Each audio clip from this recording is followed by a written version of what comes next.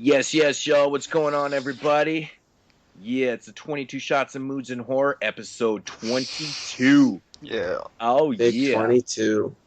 The big 22. And I'm probably going to go out on a limb here and say that most people have probably realized at this point that this is going to be the season 1 finale. So for everybody that doesn't know out there, this is going to be the season finale. And yeah, so I just thought I'd throw it out there. And Jeremy, how was your weekend, buddy? It's pretty good, actually, I actually went out and did shit instead of, being a bum.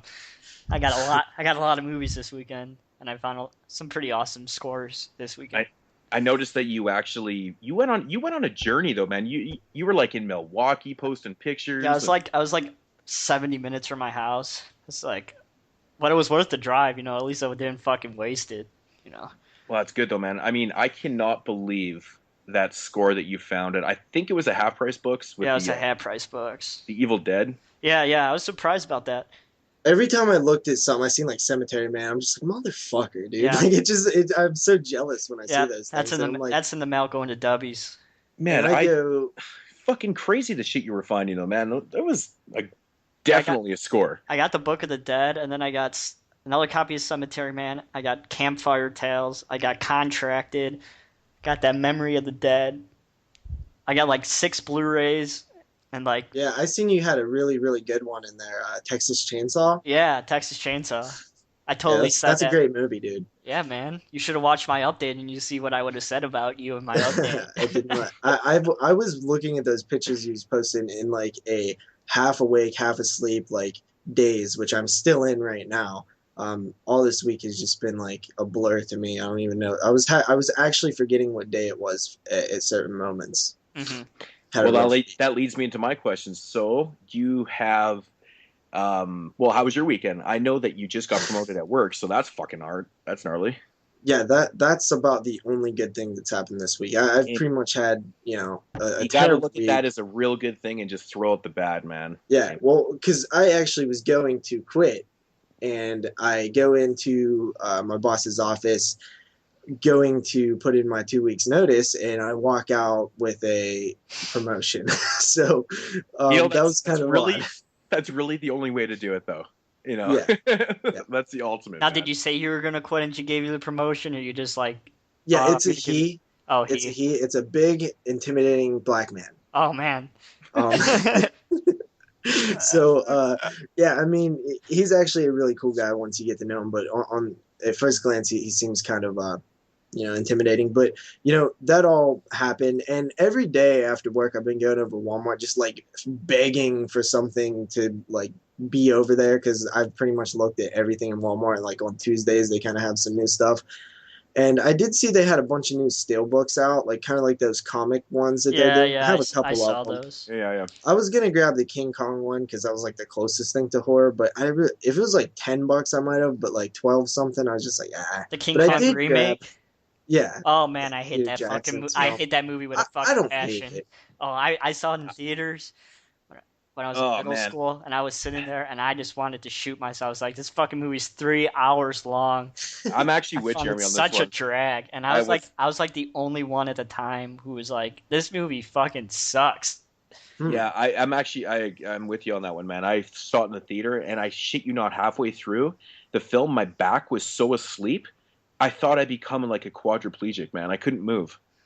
It was ridiculous. Like, so long. I think it's like the longest movie I saw since like Return of the King.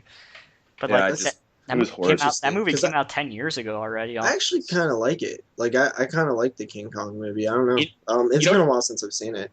To be honest, I seen a bunch of those steelbooks at Wal-mart too, and the only one that I wanted to grab was the Blues Brothers one, and of course it was the only one that they. Of course, it was the only one they didn't have. They were sold out of it. I was like, what? Yeah, I don't want to double dip on that, but it's a cool looking steelbook. Yeah, totally. I also thought I liked the Terminator 2 one, but I already have that on Blu-ray. I don't know. I just don't want to rebuy it. But I like the idea behind those comic book style looking steelbooks. They look fun to collect, but I don't really buy a whole lot of non-horror stuff. Sorry, go ahead, Moodz. And that's exactly what I was thinking when I was in there. I'm like, why don't they start releasing a little bit of horror titles with those comic it's under Universal. Exactly. I mean, they have lots of things to release, and I shit you not, I was thinking the exact same thing when I was looking at these, going, really? Okay, they have some new ones. I'm like, there's no horror titles at all. Yeah, but Jurassic Park and King Kong were like the closest to horror. Did you see what 20th Century Fox is doing at Walmart though? With those movies that they took the normal releases that you could get and they put anywhere. The slip cover on it? No, they didn't put a slip cover. They put like a different cover on cardboard, and they taped it to the front of the regular Blu-ray, trying to sell it as like a different edition. It's like all it is the regular edition, and they printed a fucking cardboard thing and put tape on it and taped it to the front.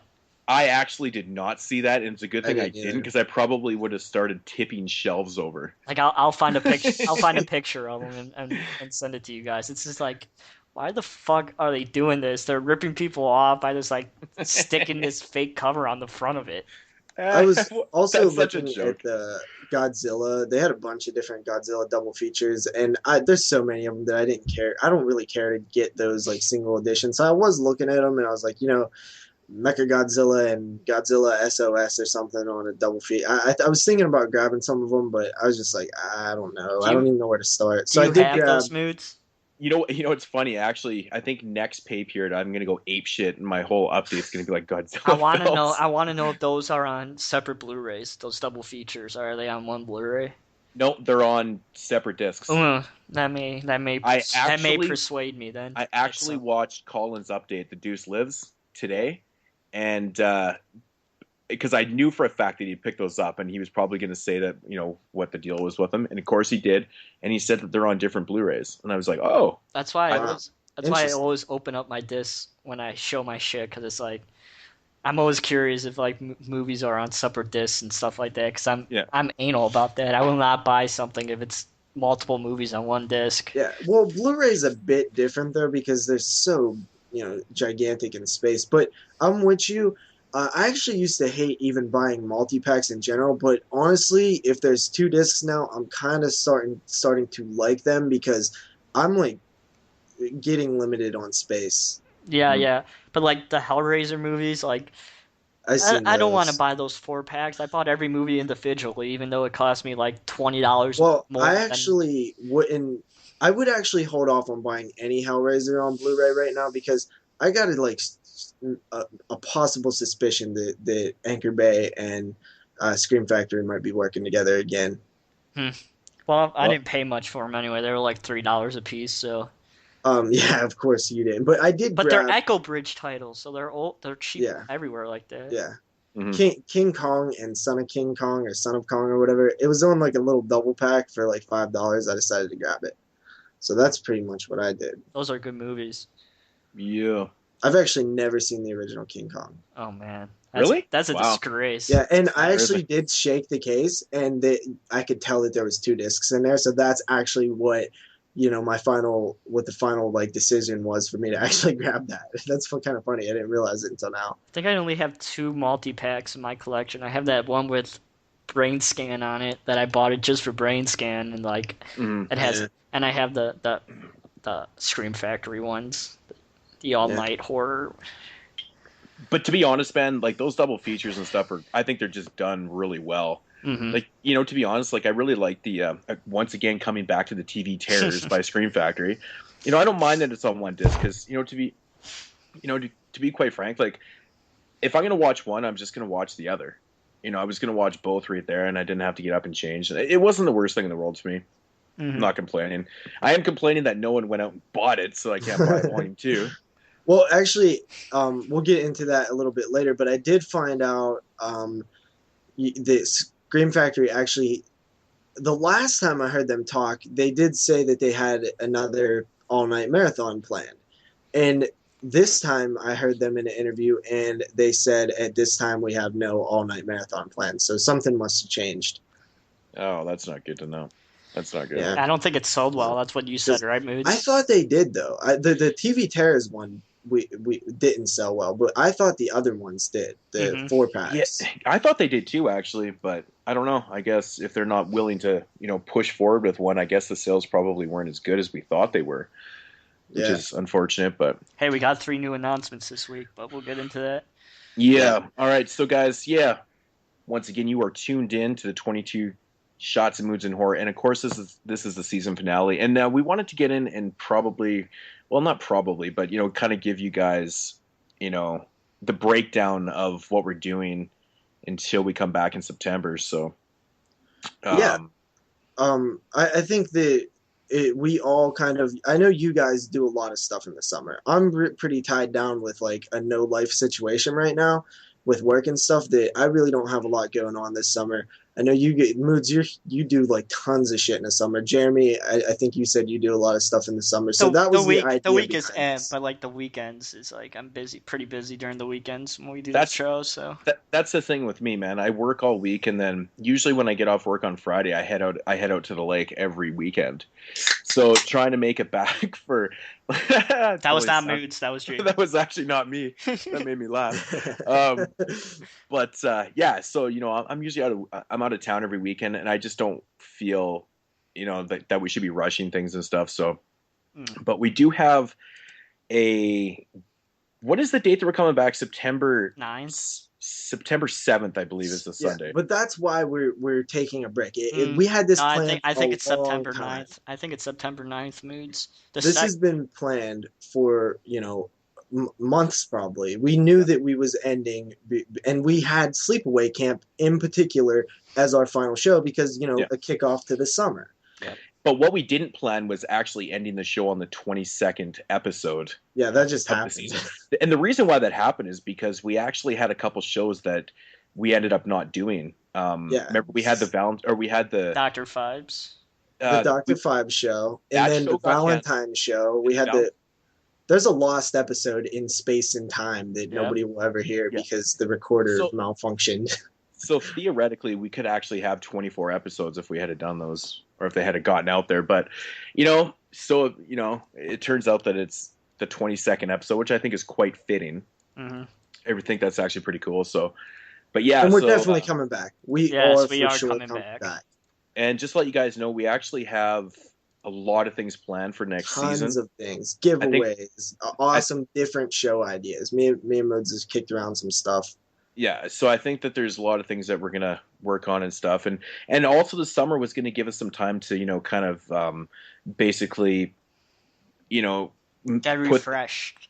Well, not just get refreshed, but it was also to put the final touches on everything that we want to do. So all three of us are going to work on this stuff this summer, and work on some possible interviews, and just and create like a new structure for the show. Not like a whole new structure, but just add new things into it. Yes, exactly. I've got some interviews lined up with some people, and I've talked to people who just randomly have talked to people that talk to me first about interviews and stuff, which if that's happening already, I'm sure we could actually, if we seek them out, we can get some pretty cool stuff. And I wanted to quickly say, when we do this show week to week, we don't even really have time to like revamp things, because it's like the next show, it's happening. Like we just like, there's no time to like try to throw in new ideas. I mean, there's small amounts of time, but when we come back, we're gonna have so many things that we thought about. It's like we're going to jail. All we have time to think. That's good that you said that too, because I think a lot of people fail to realize that this show takes us a week to do.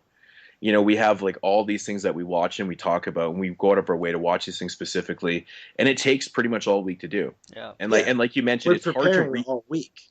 We're preparing all week. Like JP's grabbing new, like we're doing things, to get this thing prepared for the week, and it's hard to kind of revamp your structure and add new things in when you're doing this and stuff. And that's why we also, leading up to this show, like we pretty much plan this entire season ahead of time.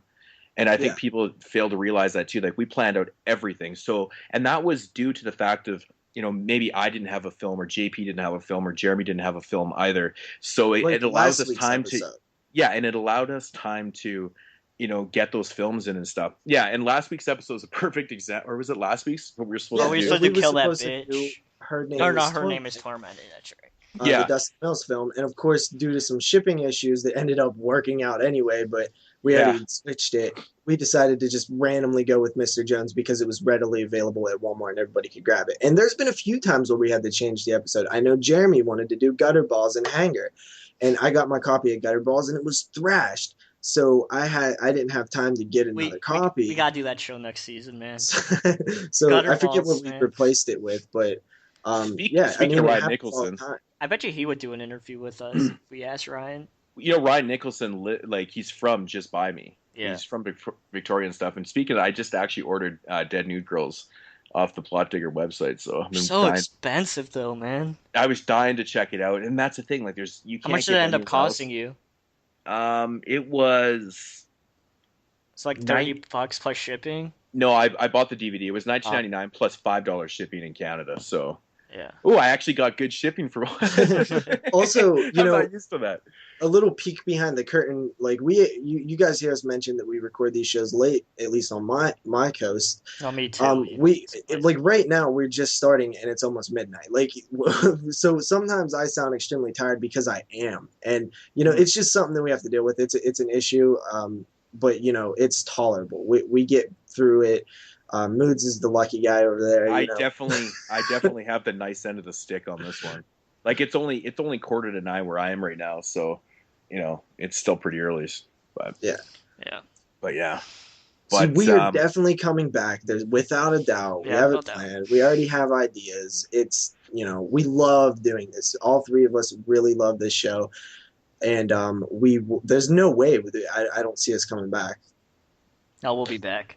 No, we know we're coming back. We just have way too much stuff to offer right now. We got lots of ideas, like I said, ideas, and I think I've watched more movies in these past, you know, however long we've been doing this show than I have any, you know, that same times frame. I think we've been doing it for 6 months already, almost. Yeah, it's been 6 months.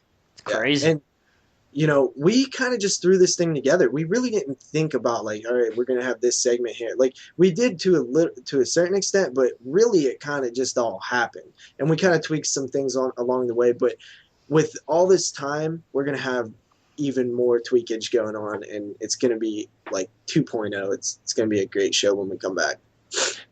Yeah, I totally agree. And speaking of shows, JP, do you have an announcement to make? Yeah, so these guys have, you know, actual lives.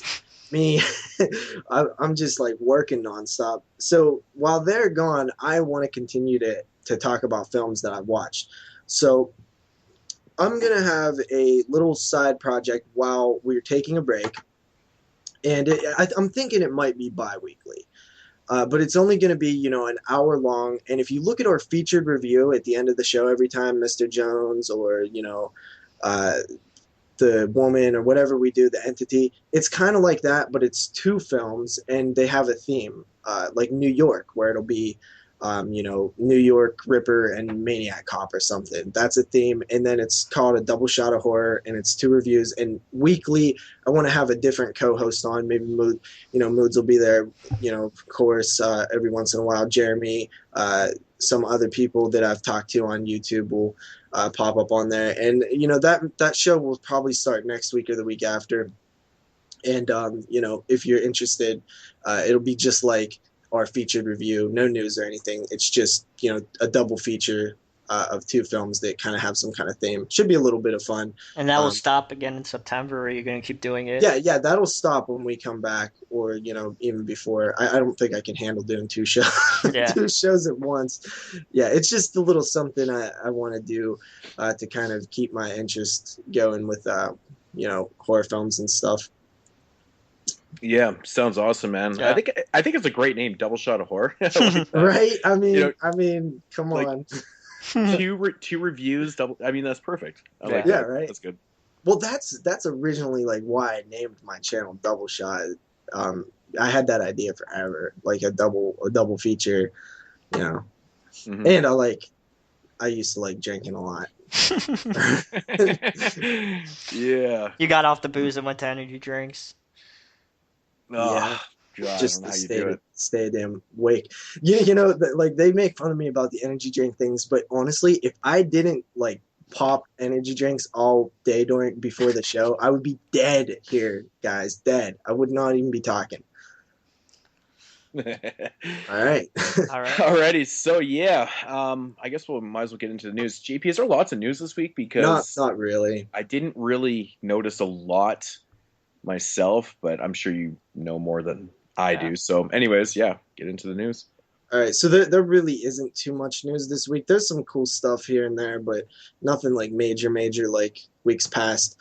First up, the production Blumhouse, operated by Jason Blum. This is the company that put out the Paranormal Activity films, Insidious, Oculus. I mean, there's some good ones there, though. I mean, Insidious, they I put have out to some give good credit. stuff. It's good. Insidious is good. You definitely know that we're doing a paranormal show next that week. is for sure. For sure, we're doing that. Oh, that's gonna be rough. I'm actually looking forward to it, man, because I've only ever seen the first one. It's going to be good conversation. So yeah. Anyway, Blumhouse, they went ahead and they secured, I guess, release dates for Friday, September 25th of 2015, Friday, January 8th of 2016, and Friday, October 21st of 2016.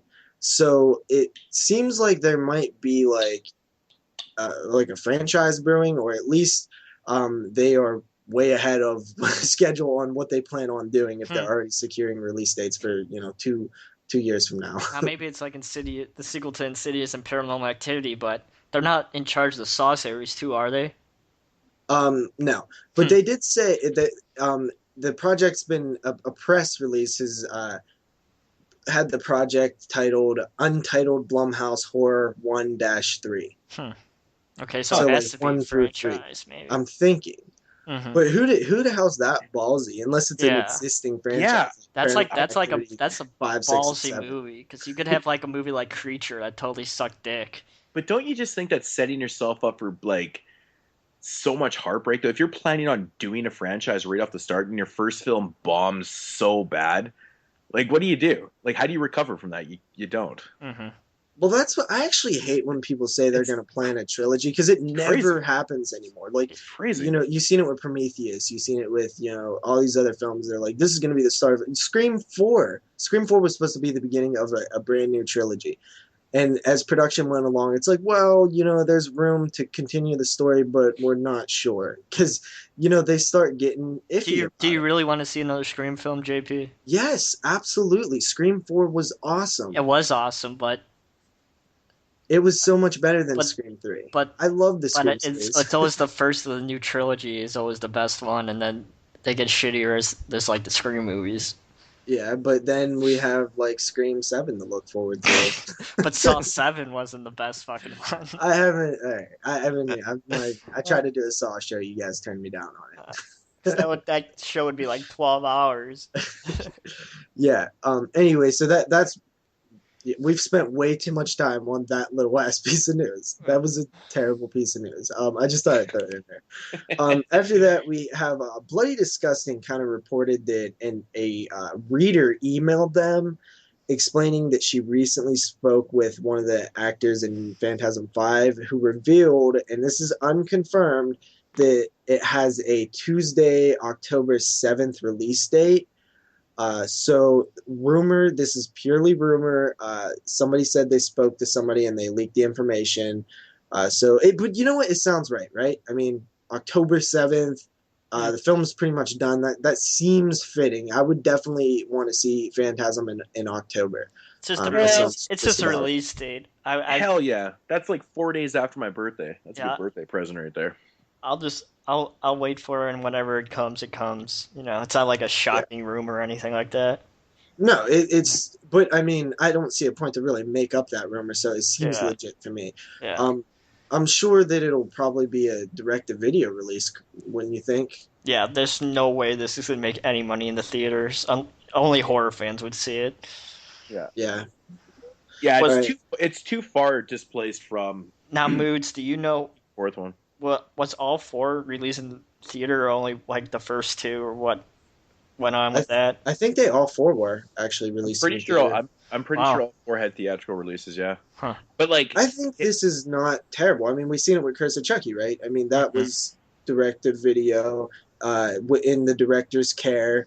Just like this is kind of it's like similar. That's a good point though, because Curse of Chucky being the first film in the franchise that didn't have a theatrical release, that did really well too. Yeah.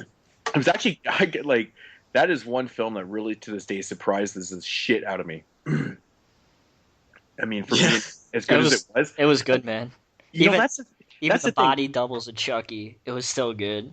Yeah, and I'll never forget though. I'm like, oh, this movie's going straight to video. I'm like, okay, well, See, let's that's because we are kind of in this weird transition where for the longest time, video was not good. Yeah. When you heard something was going to video, it's like, oh, shitty direct-to-video movie. Times are changing, guys. Direct-to-video is kind of where it's at right now. Yeah, it seems like everything's direct-to-video that I watch. Yeah, Oh, it really for sure. is. It really is. I totally co-sign that. Totally co-sign 100%. I think it's just the fact that it was a film in a major franchise and all of them had theatrical releases. I was like, oh shit, that's kind of crazy.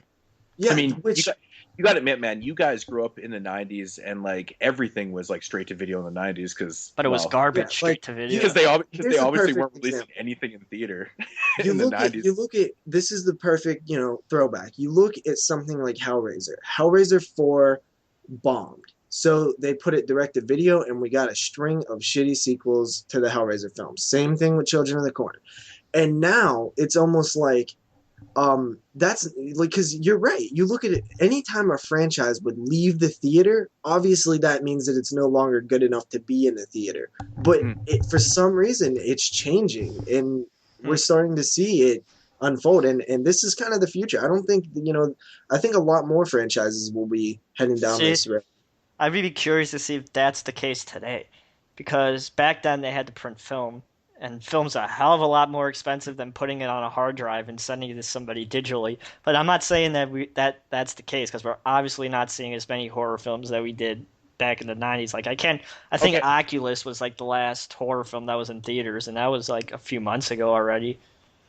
Yeah. Yeah, I know. It really is weird that there's not a lot of horror in the theaters. I think one franchise that would definitely not prevail from having a straight-to-video release right now would be Final Destination. No, and you need that. The reason why I say that is because those films are, they're studio films, but they have bigger budgets. But you need that type of film, right? I mean, if all of a sudden you make like a low-budget Final Destination film, I mean, that's not going to happen. I think that franchise makes way too much money for New Line. That'll never ever happen. Yeah, because everyone has been successful, I think. I've seen everyone in the theater just for shits and giggles. I'm just using that franchise as an example, just coincidentally that we talked about it last week though too, but it's just that's a perfect example of one that has to be in the theater, I think. You need that big budget to make those films exciting. I mean, low budget Final Destination film, oh man, I don't know. I think You look, all right, so obviously Curse of Chucky probably did pretty well on video.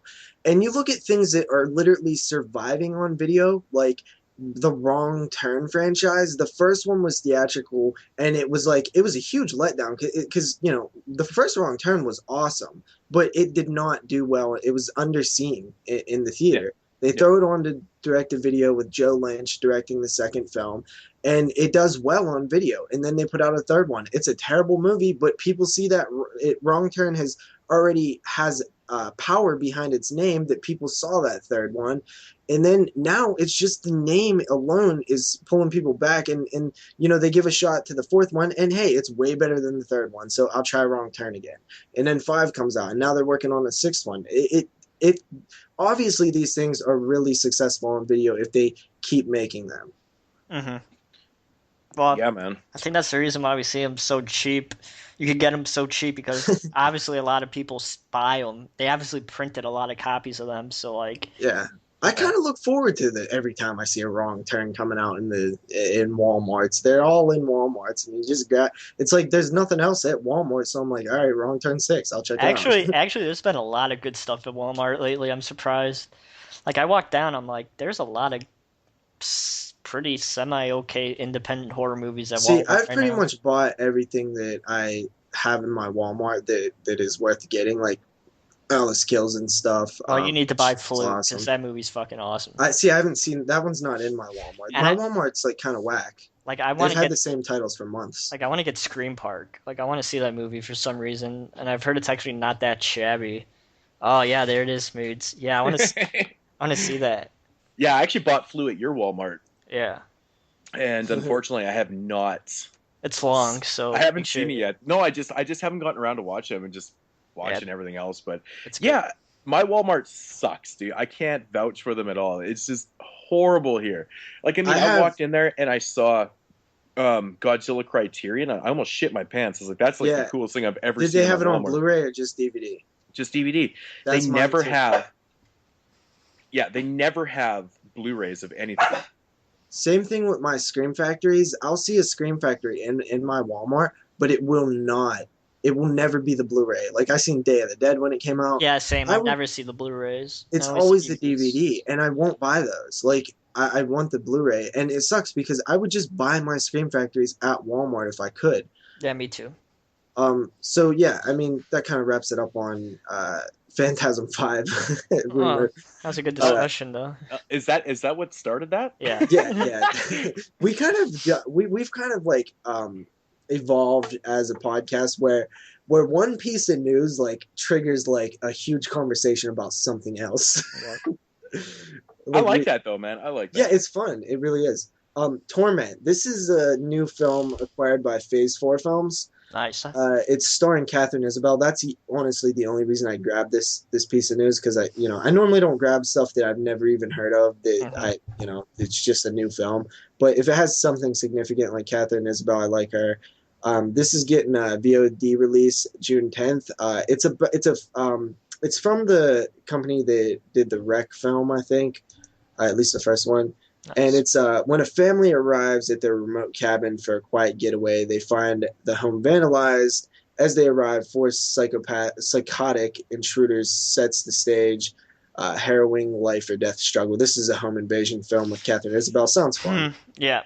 Phase 4, I really haven't been let down by Phase 4 too much. I haven't really seen that many bad Phase 4 movies. Moodz, if you could correct me on that one. Midnight Movie was okay. They're usually like a good label. They usually don't put out too much garbage. Phase 4 has done some really good films. I think most recently I watched a film by Phase 4, and I think it was Butcher Boys or something like that. Yeah, you told me that one was garbage. I have. Oh, it was actually really bad. Like, I was really pissed off. And like leading up to that point with them, I saw a lot of pretty good quality films. It's kind of one of those labels that I think it's a little underrated. So yeah, once you told me Butcher Boys sucked, I threw it up on eBay and I got like $10 for it. So I was like, okay. Yeah, it's not good. It's not good. But how many films are named Tormented? I have like four movies in my collection that are called Tormented, and now we have another one. I have a problem with titles like that because it just sounds so generic. And if that title just fell in a barrel of like other titles like Torment and Torture Chamber and this and that, like I wouldn't know which one to grab because they all sound the same. Of course, you bring up Torture Chamber. I was gonna say, I'm gonna start this argument again. No, but you know the title Torture Chamber is garbage. That's an awful title. Yeah, no.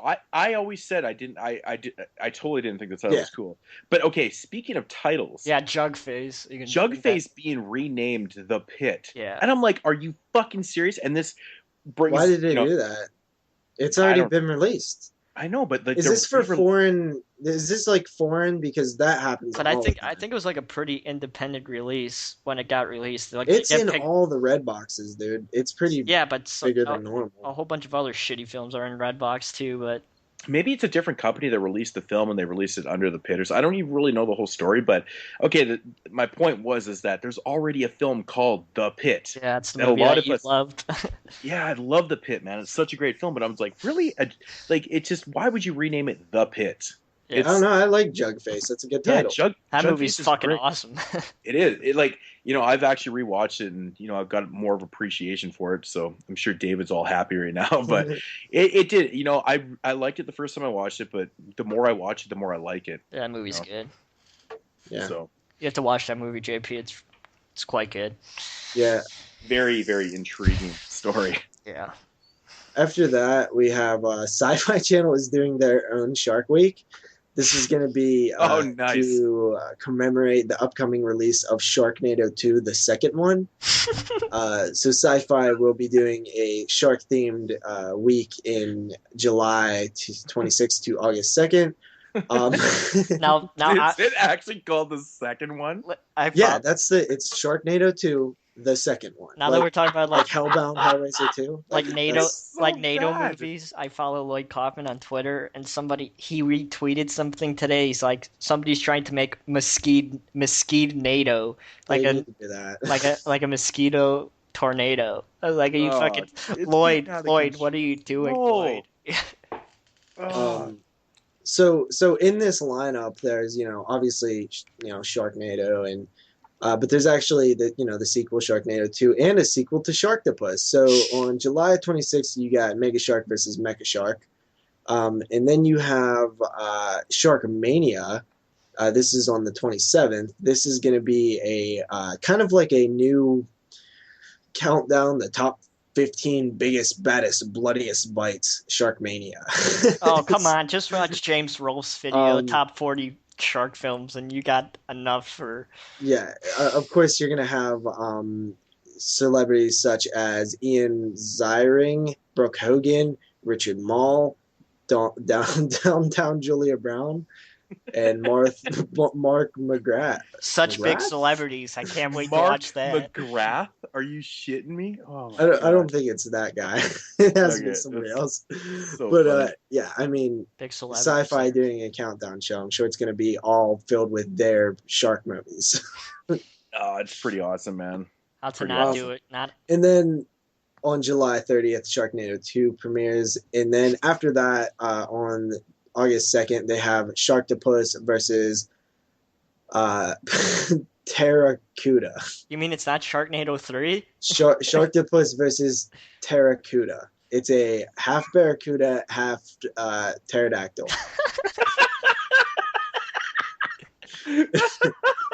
I'm dying over here. I have to see these. They're so bad. Terracuda is hard to say, because you look at it and it's like Terracuda. T-E-R. Like, what the fuck, dude? Oh, this is so good. This is so good. I can't wait to see my collection in like 2 years from now when I have all these. When you go under S and it's just like 40 shark movies. Ah, it's getting so bad. Like, dude, a Sharktopus fighting a Terracuda. Like, what?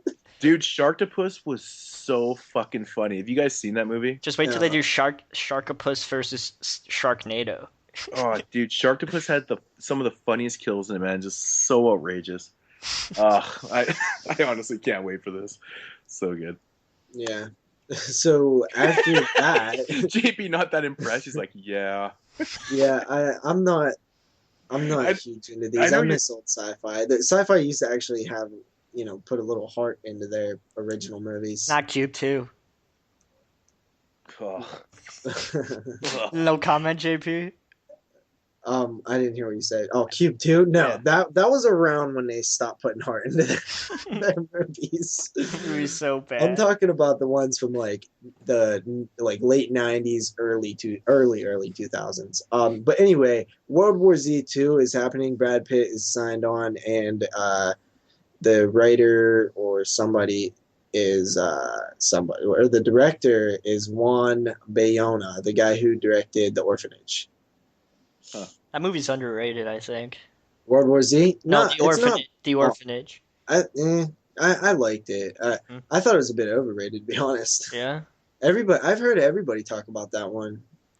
We've talked about it before, but yeah. I'm kind of like right in the middle. I'm not gonna lie. I'm not trying to just say that just because, but I'm kind of in the middle. Like, I thought it was decent, but I have to rewatch it again.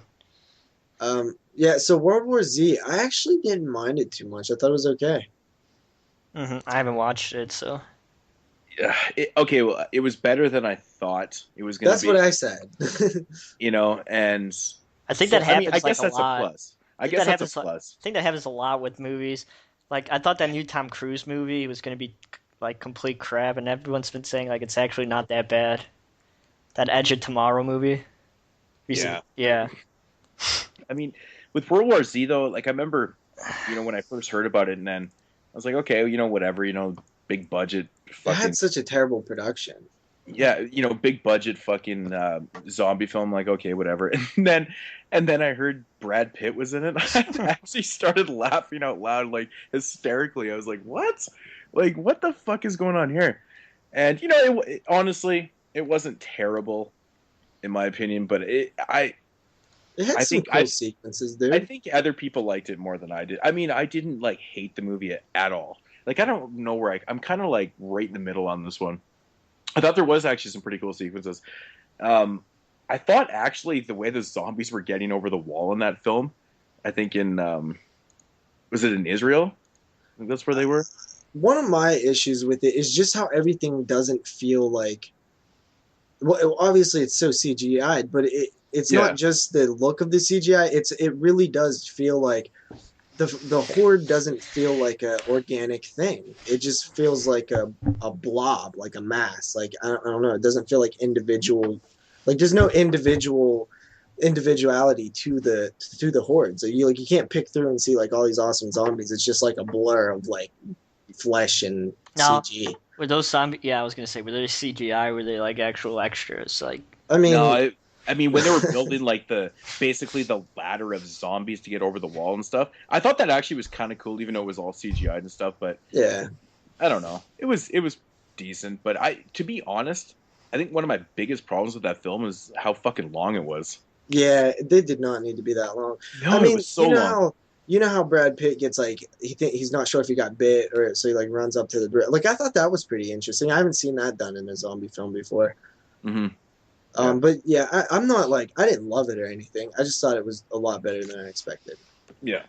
So there's our brief review of World War Z. The next bit of news, I didn't know whether to include this or not, but I figured I would since it's like sci-fi and I actually like this movie and the series a bit. But it's like straight up sci-fi. It's not really horror. But Stargate is being remade with a new trilogy planned. You can actually get that. There's a huge press release over at dailydead.com. And this has like, all their like how they're excited for it and they love the, series so much and they're going to do this and do that.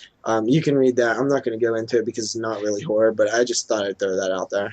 What is with these predestined trilogies? We just talked about it a second ago. I have no idea. I know, like honestly, like what the fuck, man? Because it's it so just sucks because if something doesn't go right, then we don't get the fucking trilogy we're promised. That's what I'm saying. It's so far fetched. It's fucking stupid. Just make a film, and if it does decent or well or whatever, make a sequel. I'm kind of not with the. If you actually have a story that is set in a trilogy format, I love the idea of from Back to the Future. From the very beginning, that thing looks like a damn trilogy. Like everything connects and stuff. Like if you're gonna do it that way, definitely do it. But you say you're gonna do a trilogy, and then you make a standalone film. Mm-hmm. Like it can work by itself without any future films created. And that's what I don't like because it's like, well, then don't say you got a planned trilogy if you're going to write it for a standalone film and possibly we can do more sequels. Yeah, that's why that was a good example what you said with Back to the Future. I think if filmmakers are wanting to do a trilogy, they should watch Back to the Future because I greatest in my trilogy opinion, ever. I think it's the greatest trilogy ever, and I think it's some of the smartest script writing that I've seen almost ever. The way they piece especially the first two movies, the way they piece them together, it's so brilliant. Back to the Future is literally in my top 5 favorite films of all time. Yeah. Now, seriously, mark this for all you people out there listening right now. We're all 100% agreeing on this. Back to the Future is not only my favorite trilogy, but I think it's perfect. Mm-hmm. It is. I have tried. I have watched love this the trilogy. third film too. Some people don't like it. I think it's perfect. It's grown on me a lot since I first watched it. See, the thing with the third film is I'm a massive Western fan, so I love that setting. I think it's fucking awesome. It makes sense too. That seems where it's shit at. Yeah, but I have honestly watched that trilogy over and over again, trying to find mistakes, like continuity. I still learn stuff watching it, and like dates issues, and because they're time traveling, like there's bound to be some type of error somewhere. I can't find one. I mean, there might be, but I can't find. Well, there's a lot of people smarter than me out there who probably realize something's wrong. But I mean, I'm with you. Like I don't like it's not super obvious if there's stuff wrong with it. No, It's- there And, is tw- and nothing 20 obvious. and 2015 it's next year, so if the Cubs don't win the World Series, I'm gonna fucking raise some hell. I don't think the Cubs are winning the World Series. Thank you, Moodz, for crushing my dreams, even though it's already been a rough day in Chicago as it is How's those sports Hawks? wise. Oh, JP, yeah. your fucking team was out 2 months ago, so kiss my white ass. Well, hockey's not really my sport, but if you want to talk football, well, Don't even Won't don't even e- get don't into even, that. Don't even Won't even start, get JP. I don't. Anyway, trilogy plan for Stargate. You guys like Stargate, the original film. I haven't watched them. I thought it was okay. It's not quite my thing, but man. It's like I don't know. I watched like the first season of SG1, and it totally looked like something that I wouldn't like, and I really liked it. So I'm down to check out more Stargate. It's kind of interesting to me. After that, this is a little update on Friday the 13th, the next film. I don't know what it is, but so it was originally going to be slated for March of 2015. That date has now been pushed back to November 13th of 2015, which I believe is also Friday the 13th. Ooh, 3 days before my 21st birthday. So Nice. I actually like this idea because I'd seen somebody else say this, but October is going to feel just a little bit longer with Friday the 13th being released, right outside of October. So it's kind of going to make this, the month that we all love so much even seem like it's lasting a little bit longer with a new Friday the 13th film in the theater. Also, Bloody Disgusting says, David Bruckner, who did the VHS segment, is still in talks to do the film, but they also say it will not be found footage. It will not be a found footage reboot, is what they say. Oh, that's a good thing. But I haven't seen anybody else report on that, so maybe they have some kind of inside stuff that they're not like, that nobody else knows about. But I mean, that's what everybody's complaining about, no found footage. So that's a step in the right direction if you're listening to the masses. How's that a complaint? Oh, that it is found footage. Yeah, okay. Yeah. I thought you said it's a complaint that it's like, not found footage. No. to be honest, that's how I understood what he just said there too. Yeah. Oh well. Well, I mean, it's obviously it's not a complaint. I mean, if it's not found footage, then Yeah, it's a good thing. we're jumping for the skies right now. Yeah. So I mean, what do you guys think? Like, from pushback from March to November, you think that's a good thing? Well, I mean, it could be good and bad. It would have been nice in October, but I guess no. Yeah, but favors. October is like filled with those like heavy hitter mainstream like Paranormal Activities and stuff like Insidiouses and or like Conjurings or whatever's planned for October. But you don't think the Friday the 13th is one of those films? No, it's like not anymore. Like The Conjuring 2, if that comes out October 15, like that's gonna just blow. Like you'd want to stay clear of that blast radius. Mm-hmm. But what happened if it's good? Then you have it in November. And Are you making a prejudgment of Conjuring 2? Well, yeah, I am. I think it's gonna do freaking amazing because sequels like that always do. Look at Paranormal Activity 2, 3, and 4. Mm-hmm. I don't think they would be able to run The Conjuring as a 4 or 5 film franchise. Maybe I'd be proved wrong, but I don't know, man. There's a lot of stories that tell with those ghost paranormal and what the hell are they called? Parapsychologists. I think that they can really make any of those into like big franchises. You just start doing some different shit. But that's Paranormal Activity. That's the thing, man. You get away from that original story and just kind of keep doing other little things. I think The Conjuring could be. Do I want The Conjuring to be like a huge franchise? I don't know. Yeah, me too. Why? Why not? If it's good, I want a huge franchise of The Conjuring. But the first film is good, though. I love franchises. Would you want to see Cabin in the Woods too? Yes, I would want to see Cabin in the Woods too, but in like a prequel, like I want to see some more of those things let loose on people, like. But they can't be shitty CGI like they were. Yeah, that Cabin in was. the Woods too, or Cabin in the Woods is like an amazing film. To It me. is. It is an amazing film, and it's probably the best mainstream film since The Descent. We've had this conversation before, but that ending CGI kind of killed it for me. I have to I say. didn't think it was too bad. I mean, it's a fucking giant. No, the Um, blood. The You know blood what's was bad. you know what's really fucking weird? I actually rewatched that movie this week.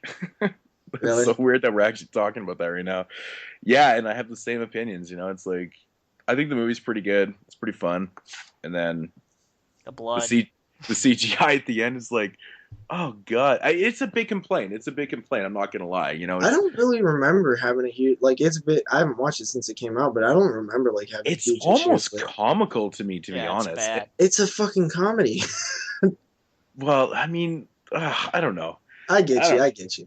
You know, But what I'm saying. anyway, fucking Jason is gonna be on the big screen again. I cannot hold back my excitement. Yeah, we can't all believe I know- got off the we wall. all- Oh, and you asked, We all know You how you asked- get a boner for Jason. So and you asked if that was a good or bad thing that it got pushed forward. I think it's a good thing if I think it's a great thing. if they spend more time on it, though, like that's exactly what I'm I saying. mean, but that's why I'm what they're probably doing. They probably think, well, we can't rush it out. Like we need to really like iron this thing out. Let's just push the date back.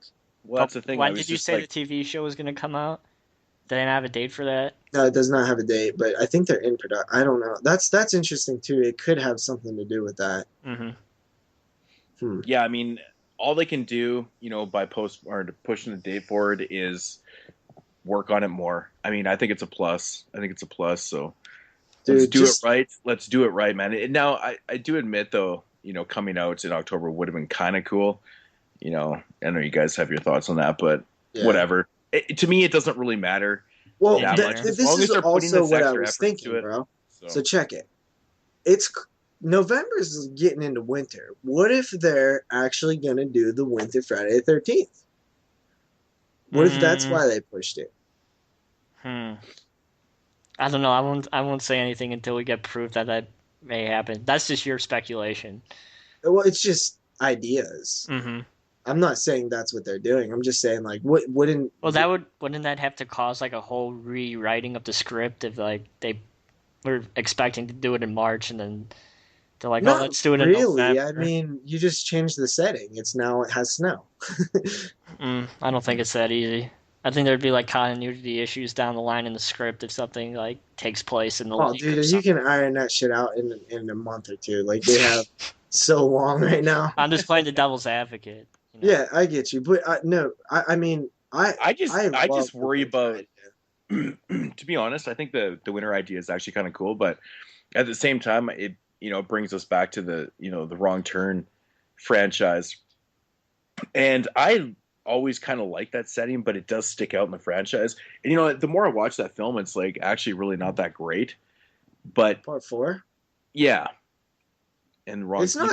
I never thought it was great to begin with. I thought it was way better than Part 3. It was like okay. I liked it. I thought it was okay enough. Yeah, well, I'm just saying that I actually really like the setting of it though. Like I think the setting was kind of cool, but I think it does really, really stick out in the franchise because I mean I can't see the Kind of what you want, though, right? ever having that setting again. So I mean I guess it could be good and bad, right?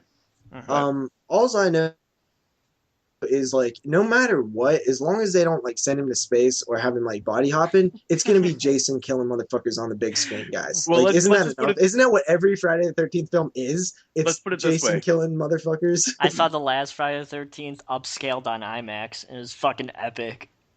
They like upscaled it. That opening in the remake of Friday the 13th is one of the best scenes in the entire series, and then it's just never reaches that height again after the opening, and that's what sucks about the remake.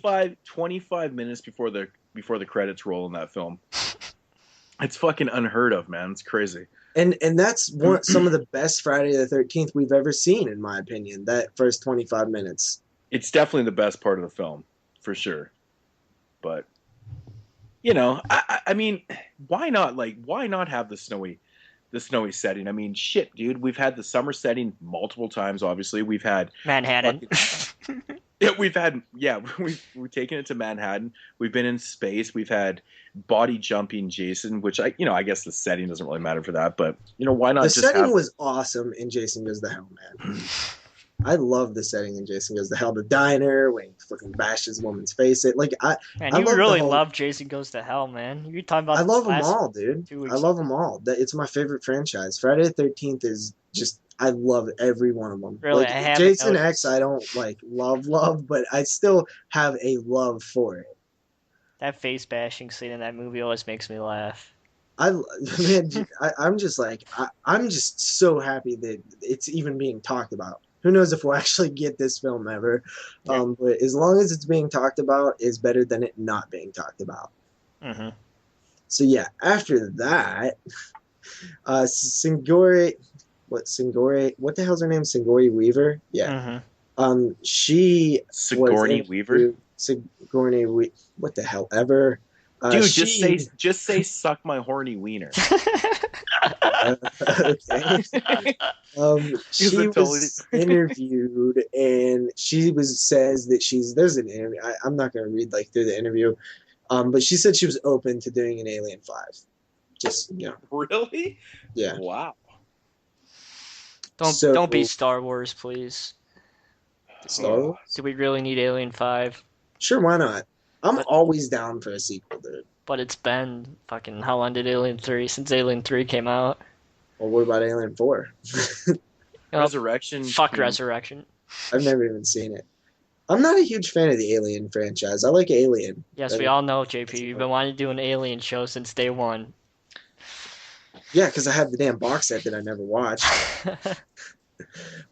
So after that, this is kind of like the first. I don't know if we've done video game news before, but Mortal Kombat 10 has been announced, and there's a trailer, and it looks pretty awesome. I think I just got announced today, right?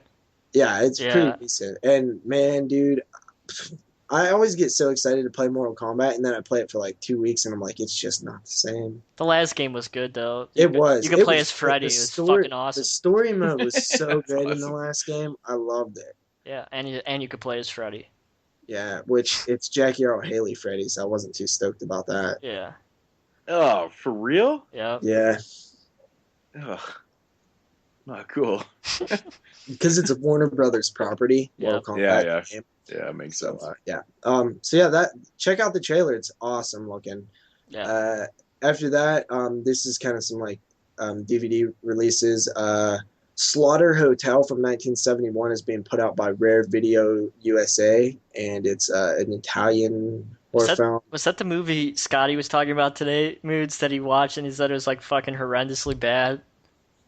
Do you read that on Facebook? No, I think he was talking about Deathbed. Deathbed, that's right. So this one comes out in September on Blu-ray and DVD.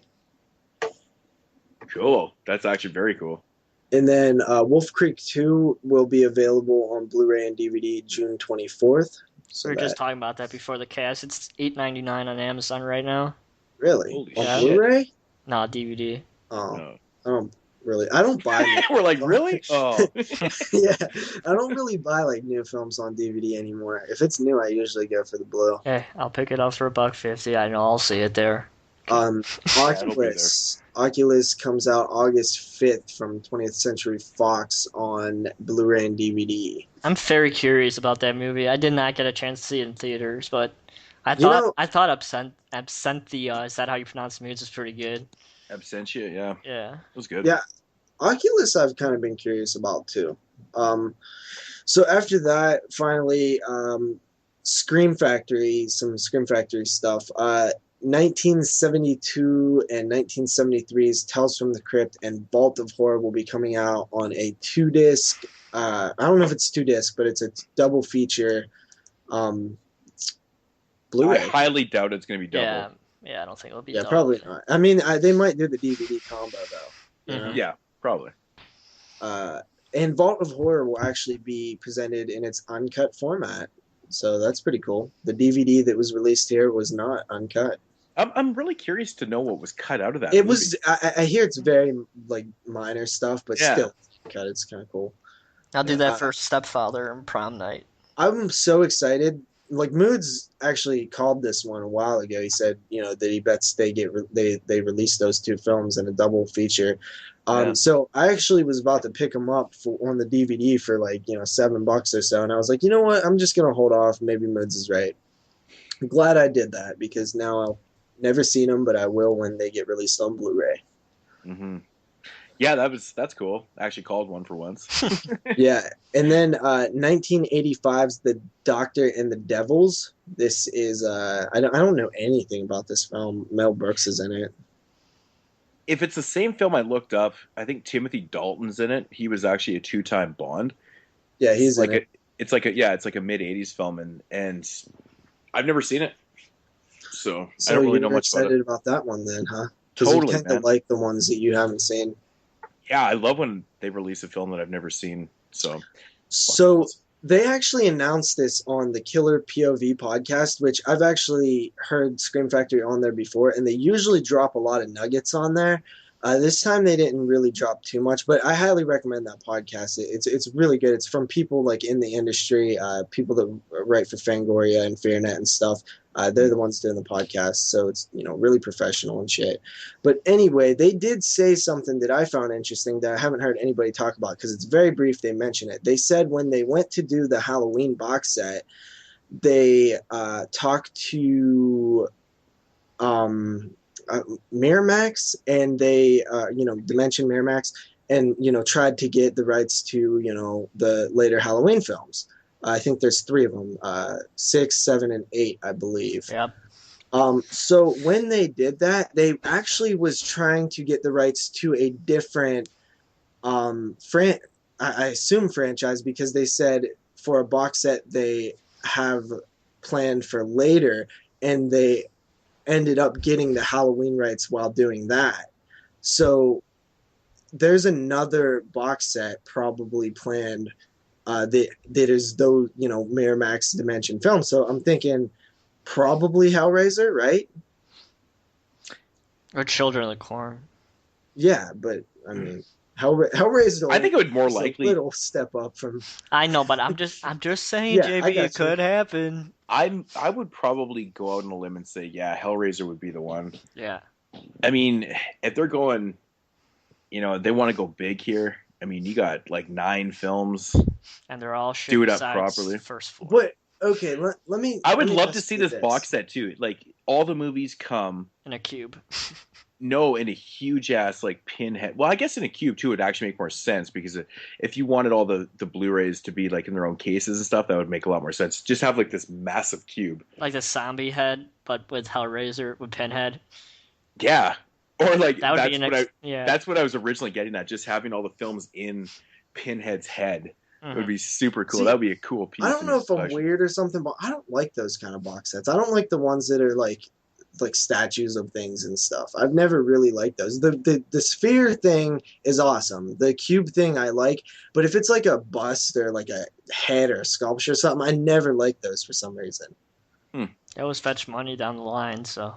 Yeah, that I don't, that's something else. But I mean, I got $250 for that fucking Walking Dead. So crazy. Fuck. Obviously, you're gonna go for Hellraiser 1, 2, and 3. Like those are the only kind of reasons to buy the box set. 4 would kind of be interesting if they could get a uncut work. They can take that work print and make like a legit edition of that, because that film's known as having so much troubled production. And the work print, I guess, is like a completely different film. But also, I find it interesting. I would find it interesting if they actually did some features on some of the. I think the features could be more interesting than the films themselves on the later films. They kind of have such an interesting production history, that they weren't Hellraiser films, and I think they need to be talked about. So why not just do a, documentary, like Friday the 13th and Nightmare on Elm Street, but with Hellraiser? Like a documentary? Like Never Sleeps Again and Crystal Lake Memories. Well, I've been saying they should do that, but I mean, I'm just saying if you get some behind the scenes stuff, it's second best to a straight up documentary. But I would also say that it's possible that maybe a Phantasm box set or something. I don't know exactly what the terms are. But those are MGM though. Well, Anchor Bay has the rights to them. Yeah, they've got the rights to what? They have the distribution rights. Yeah, I think having a documentary on the Hellraiser series would maybe kind of puts or shed some light on some of the films, and maybe they might be a little more enjoyable after watching Yeah, them. right. That's what I'm saying. Like the documentary would be better than the actual films, but I think Yeah, they're interesting. I think yeah. the Hellraiser sequels are interesting. Like the films kind of suck, but the like backstories and stuff is pretty interesting. Hmm. So there's actually a little tiny bit more news, and that is I don't know if you guys seen this. I haven't heard like anybody talk about it. It kind of hit me by surprise, but Scream Factory is doing something really cool this summer. Yeah. Is that the 6 movies on sale, and then they're showing some online too? Yeah, so Yeah. they got this whole like planned thing. Obviously, they're doing their summer affair where they're releasing tons of stuff this summer, but they also have this drive-in theater experience. And basically, for 3 Fridays in June, you go to summeroffear.com, and Scream Factory will be showing on like Friday nights. They'll be screening like So, films like Assault on Saw it on Precinct 13. 13. Night of the Demons and Witchboard, right, JP? Yeah, Yeah. and it's going to be presented by John Carpenter, and then Kevin Tenney's going to Yep. present his 2 films, and you'll be able to like chat along in like the little chat talking to other people about the films and stuff. This sounds awesome, and they're going to be like cut in between as like like old coming attractions and vintage refreshment ads and stuff, and it sounds really cool. I like that they're trying to do something a little different and like really going out there and making everything they can out of the films that they currently like hold. It's interesting. Yeah. So and it's free, I guess. Yeah. You just check them out. So also they're along with that they're having these 6-pack sales throughout the month. Weekly deals of 6 selected Scream Factory releases will be offered, and they'll be at their lowest price points ever. Yeah. I actually just ordered. What was it? The Beast Within and I forget the other one. I think Destruction or yeah, something. I think the collector's editions are like 1849, and the Beast Within and the non-collector editions are like $12, Yeah, it was like 11.49. 11.99, and for some reason there was free shipping. So Fucking cheap, man. Yeah. I got those 2 films for 20 some dollars with free shipping, which was great. And also, not only are they doing that, they're also throwing in like 6 free like drink coasters with like Scream Factory films like logos and stuff on them while supplies last, of course. Gnarly. And also they're doing something even cooler, brand new permanent reprices. So Dark Angel, Deadly Blessing, Death Valley, Ninja 3, Q-Wing Serpent, Swamp Thing, Terror Vision, Video Dead, X-Ray, The Vampire Lovers, Incredibly Melting Man, The Island, The Nest, The Funhouse, all will be permanently lowered prices. So now if you guys haven't got those, which is a couple in there that I haven't got, like Ninja 3, they're permanently at a lower price, and they're staying that way on Scream Factory's website. I think Ninja 3 was like $15, which is awesome because it's normally like 22. Yeah, it's got to be like one of the highest priced non-collector's editions. Yeah, I know, right? It's weird. That's why I put off getting it so long. And yeah, I'm definitely going to pick that one up. And, this is like, once again, guys, Scream Factory is just The best. doing stuff that is going like so above and beyond like companies like Anchor Bay, current day Anchor Bay, and, just anybody who's releasing, even Arrow. Like, I know you guys love Arrow, and a lot of you guys over in the UK love Arrow. I personally have no interest in Arrow, just because I don't buy stuff that's region 2. I want stuff that's region 1. I live in, if I have a fucking Blu-ray player up the neighbor's house, I don't want to have to take mine up there to play shit. I get that, but like if I don't know if anyone's gonna release the stuff. People on the stairs. But you always say Squirm, that. You but always say, Squirm. like, I Like- don't think people are going to release this stuff. But then we get stuff released like, Who's gonna release Squirm? Here who's instead? not? Like, anybody. Like, if everything eventually whoever thought that freaking Deadly Blessing or like the Ninja 3 would hit Blu-ray? Nobody in the world would say like Ninja 3 is going to get a Blu-ray release. Or Death Like, who would release that? Well, Scream Factory released it. Like, they seek out and get anything. Anything has potential to be released. Mm-hmm. Arrow's kind of a frustrating company because their first releases were all region free, and Exactly. and now they're not, which I don't really I understand think why they it's a did that. legal thing. Yeah, it could be. It's probably most likely is. Because why Um, wouldn't they want to sell more to people? You yeah, know. I mean, personally, I don't really care because I have a region-free Blu-ray player. But I mean, I understand where you guys are coming from, like importing, and it does suck though. I mean, So Arrow, much money. it is the conversion rate right now sucks for both me and Jeremy. Like, I mean, Yeah, It's like- I'm like just our not down fucking with the dollar's price and terrible. then the region locked stuff. It's just too much to where it becomes unworth it to me. yeah, I I'm wanna I'm see kind what of. this- There's just like I gotta say though, like some of the recent announcements by Arrow Films, like their steel books that are coming out, pretty fucking cool, man. Yeah, Like, $1 is 0.60 pounds. yeah, So you're paying 40 cents more per US dollar for 1 pound. I don't even want to know what it is for Canadian. it was like I think we're paying like $1.55 for a pound or something like that. 1 Canadian dollar equals 0.55 British pounds. Math class.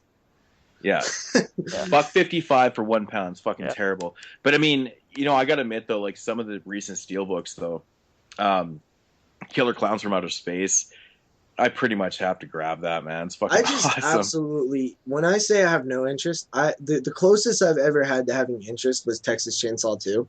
And Yeah. I just don't like doing it. Then I'm kind of like, feel like sometimes I almost feel like if I would start buying them, I would have to buy like every cool thing that I saw, and I don't even want to start. Like I'll buy Scream Factories, they're US, region free or region 1 rather, and I'll just stick with that. And they kind of cross But over. that's- There's some same releases out there. It's the that Arrow exact does. same.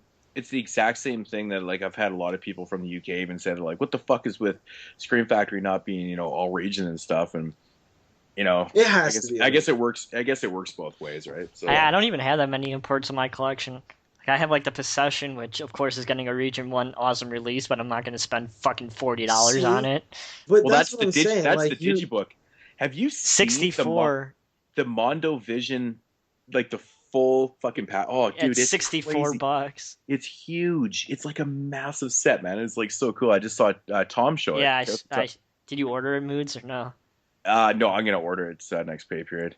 Yeah. I spent And way too much money, and I was like, I can't do that right now. Then I have like the Society. Like I only really have like 2 imports.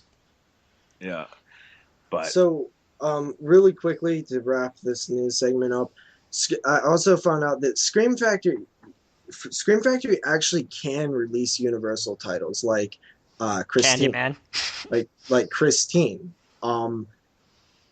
But Universal doesn't allow people to release their stuff and add special features because they don't want to hire legal teams to monitor what they're putting on the disc. yeah, that's what you were saying, and I'm like, Yeah. fuck, that So would they're suck. like, they don't see a point to putting their Scream Factory stamp on something if they can only release the film and not do like a badass collector's edition of Christine or something. So Wow. instead, shady ass companies like Twilight Times roll in there and they're like, fuck, we'll release the Blu-ray and make it limited and this and that, and it's fucking lame. JP still salty on Twilight Times. It's not salty. It literally is shady. It's just shady. I'm not mad that I don't have it. I don't want it. I would not pay $20 It's 30. purely for resale value. I would, but I'm saying like I wouldn't pay $10 to have it in my collection because I don't want their shit in my collection because I think it's the shady. I would not. It'd be hypocrite for me to do that. I would not take that stuff, dude. JP, you got crazy morals. I do. I don't. I find it shady, and I'm not going to deal with shady people. Mhm. I'm not gonna deal with shady people. But I mean, it does kind of suck though. If you're gonna spend, $30 on a film and stuff, I think that getting some special features would be pretty good, except for like a fucking theatrical trailer. There's a lot of special features on my used cars spending Blu-ray. extra money on limited. Your special feature is it being limited. That's your special feature. No, on my used car It's Blu-ray. actually kinda- My used cars Blu-ray. There's actually like a shit ton of special Yeah, features. I mean, is that put out by Universal? Let me grab it one second. Is that a Universal film? I would probably say no, that it isn't, but Here we who go. knows actually. On my used cars Blu-ray, you got an isolated score track. Is it Universal? No, it's Columbia. Okay, well then that's why. That's probably exactly why. Yeah. Yeah. So yeah, Huh. that wraps up the news, guys. Alrighty, so yeah, wow, news. That was fun. So I guess we'll get into mood swings here, and I'll start off with some fucking recent, well, not recent, but to be released stuff, and I guess this would be tomorrow since we're recording this on a Monday. Of course, we all know that tomorrow is Scream Factory release of Ravenous. Yes. And Jeremy informed me right before the show that Ravenous is not getting the greatest reviews transfer-wise, but at the same time, that's what I was hearing about Nosferatu, and I explained to Jeremy before, I think it's because there's like 2 scenes in that film that kind of do dip in quality quite a bit, but the rest of the film I thought looked brilliant. But the audio track is supposed to be like fucking fantastic. Like, yeah, amazing. So the audio is good, which is cool because that's a film that would, you need some good audio in that one. It doesn't matter. I'll have it tomorrow, so I'll let you guys know exactly. Yeah, you gotta let me know before I'm gonna buy it anyway because that movie's totally underrated, fucking amazing. Yeah, so damn cool that they're releasing Ravenous. Yeah, so awesome. For some other releases that we got coming out here, if anyone's interested, we got season 6 of True Blood on Blu-ray. And is that the final season? I hope so. No, the final season is yet to premiere. I think it's just about the premiere. Okay. How's that show still going on? Do I even know that? How's that show still going on? It's so crazy. I only ever watched the first 2 seasons, and I have no idea like what the hell's up with that show anymore. I think I own like one to three, 1, 2, or 3. I think I own 2, but I might own 3 seasons of it. And I'm still yet to crack it open. Mm-hmm. All right, so there's another film called Cowboys vs. Zombies that's coming out. Now, this actually kind of intrigued me. I think that's seen at a Walmart. Because I was just having this conversation with my buddy Dylan. And big shout out to Dylan if he's listening. Fuck, man, we were talking about how there's not enough, Are you going to say Western horror films? There really because isn't. Me and you have had that conversation at least like 17 times.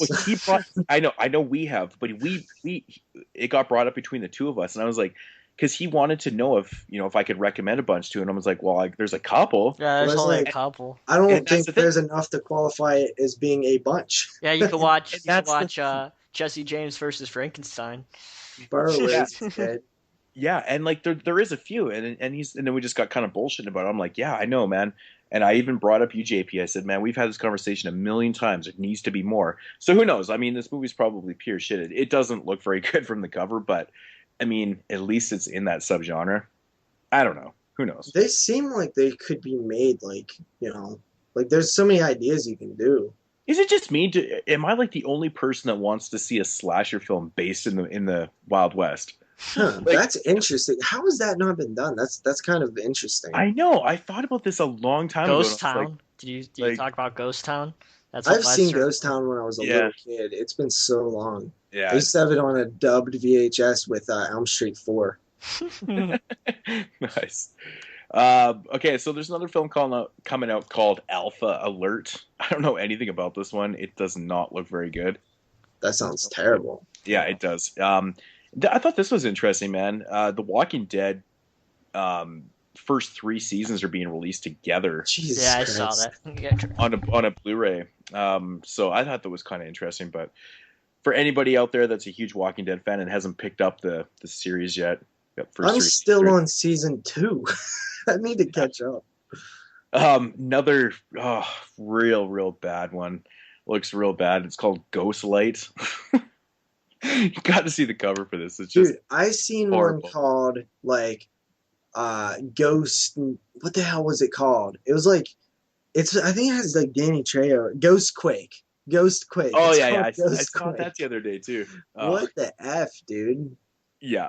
Then we got another one called Blood Widow. I guess it's more like a slasher type film, but just by the cover, kind of looks cool actually. I gotta say.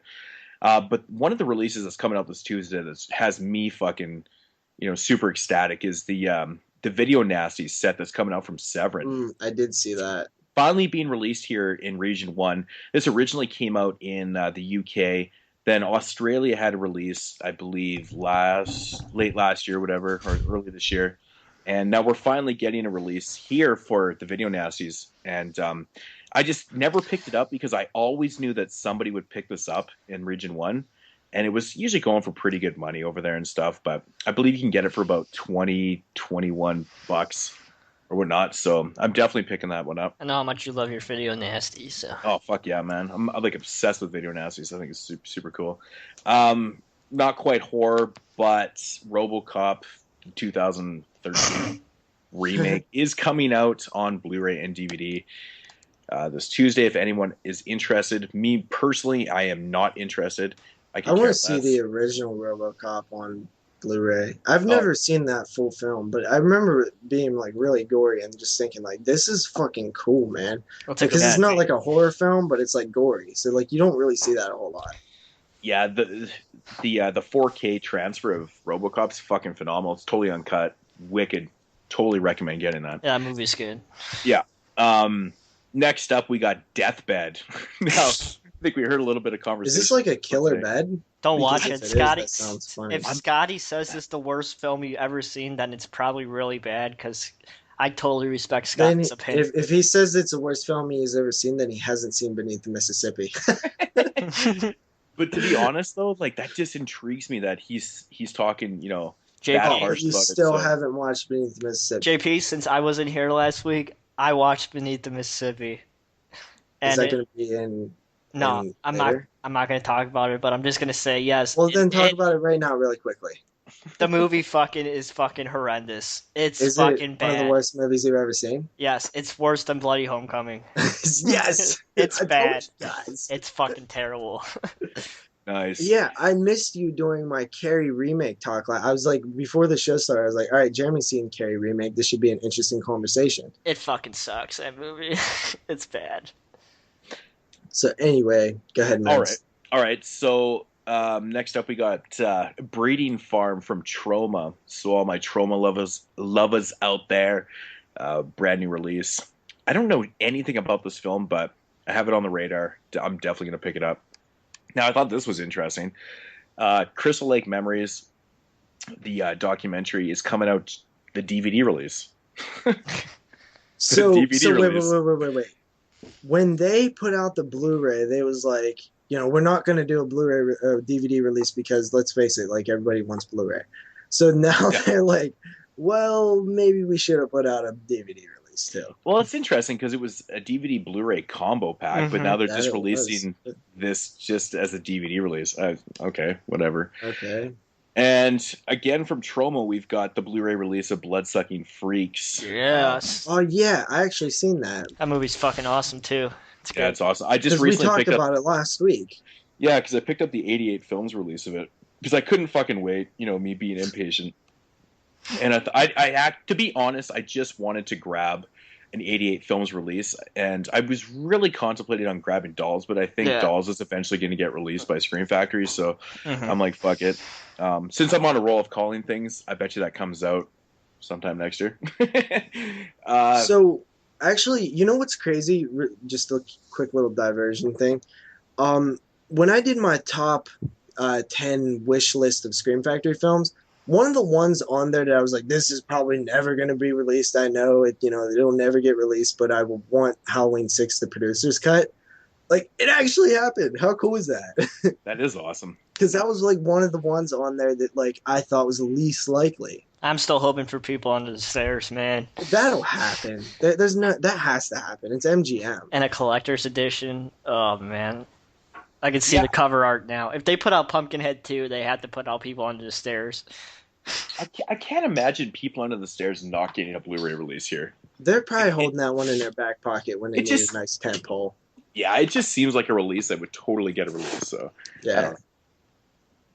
But yeah, that's gonna do it for the new releases. So, but yeah, I don't know, some cool things coming out. I'm really, really stoked for Video Nasties. So yeah, everybody go out and pick up 2 copies. Support Severin. They're awesome, awesome company. Better than Code Red. Sorry, I had something in my chest. Oh, Is God. that God. is that Mood Swings time? Yeah. So now we're into Mood Swings. I guess that was kind of the beginning of Mood Swings, but yeah. Question. So into the question of last week. The question of And last this will week. be the last one, guys. Yeah. Yeah, so on that note, yeah, there's going to be no question this week, obviously, because I don't expect people to comment and they'll read them out 3 months later. That's just stupid. But yeah, Okay, so since it's so stupid, let's do it. last week's question, it sucked that Jeremy wasn't on the show last week because I know that he would have lost his shit over this one. And then when I told him what it was, PG-13 horror films, man, that is my biggest There are gripe. so many good ones, though, man. Okay, but there hasn't been a good one since the golden age before, the rating system totally got fucked over. I mean, well, think of like any good recent PG-13 horror movies besides Insidious. okay, like- I actually have one on my list, but All right. I did give people the option if they couldn't come up with the actual PG-13 rating.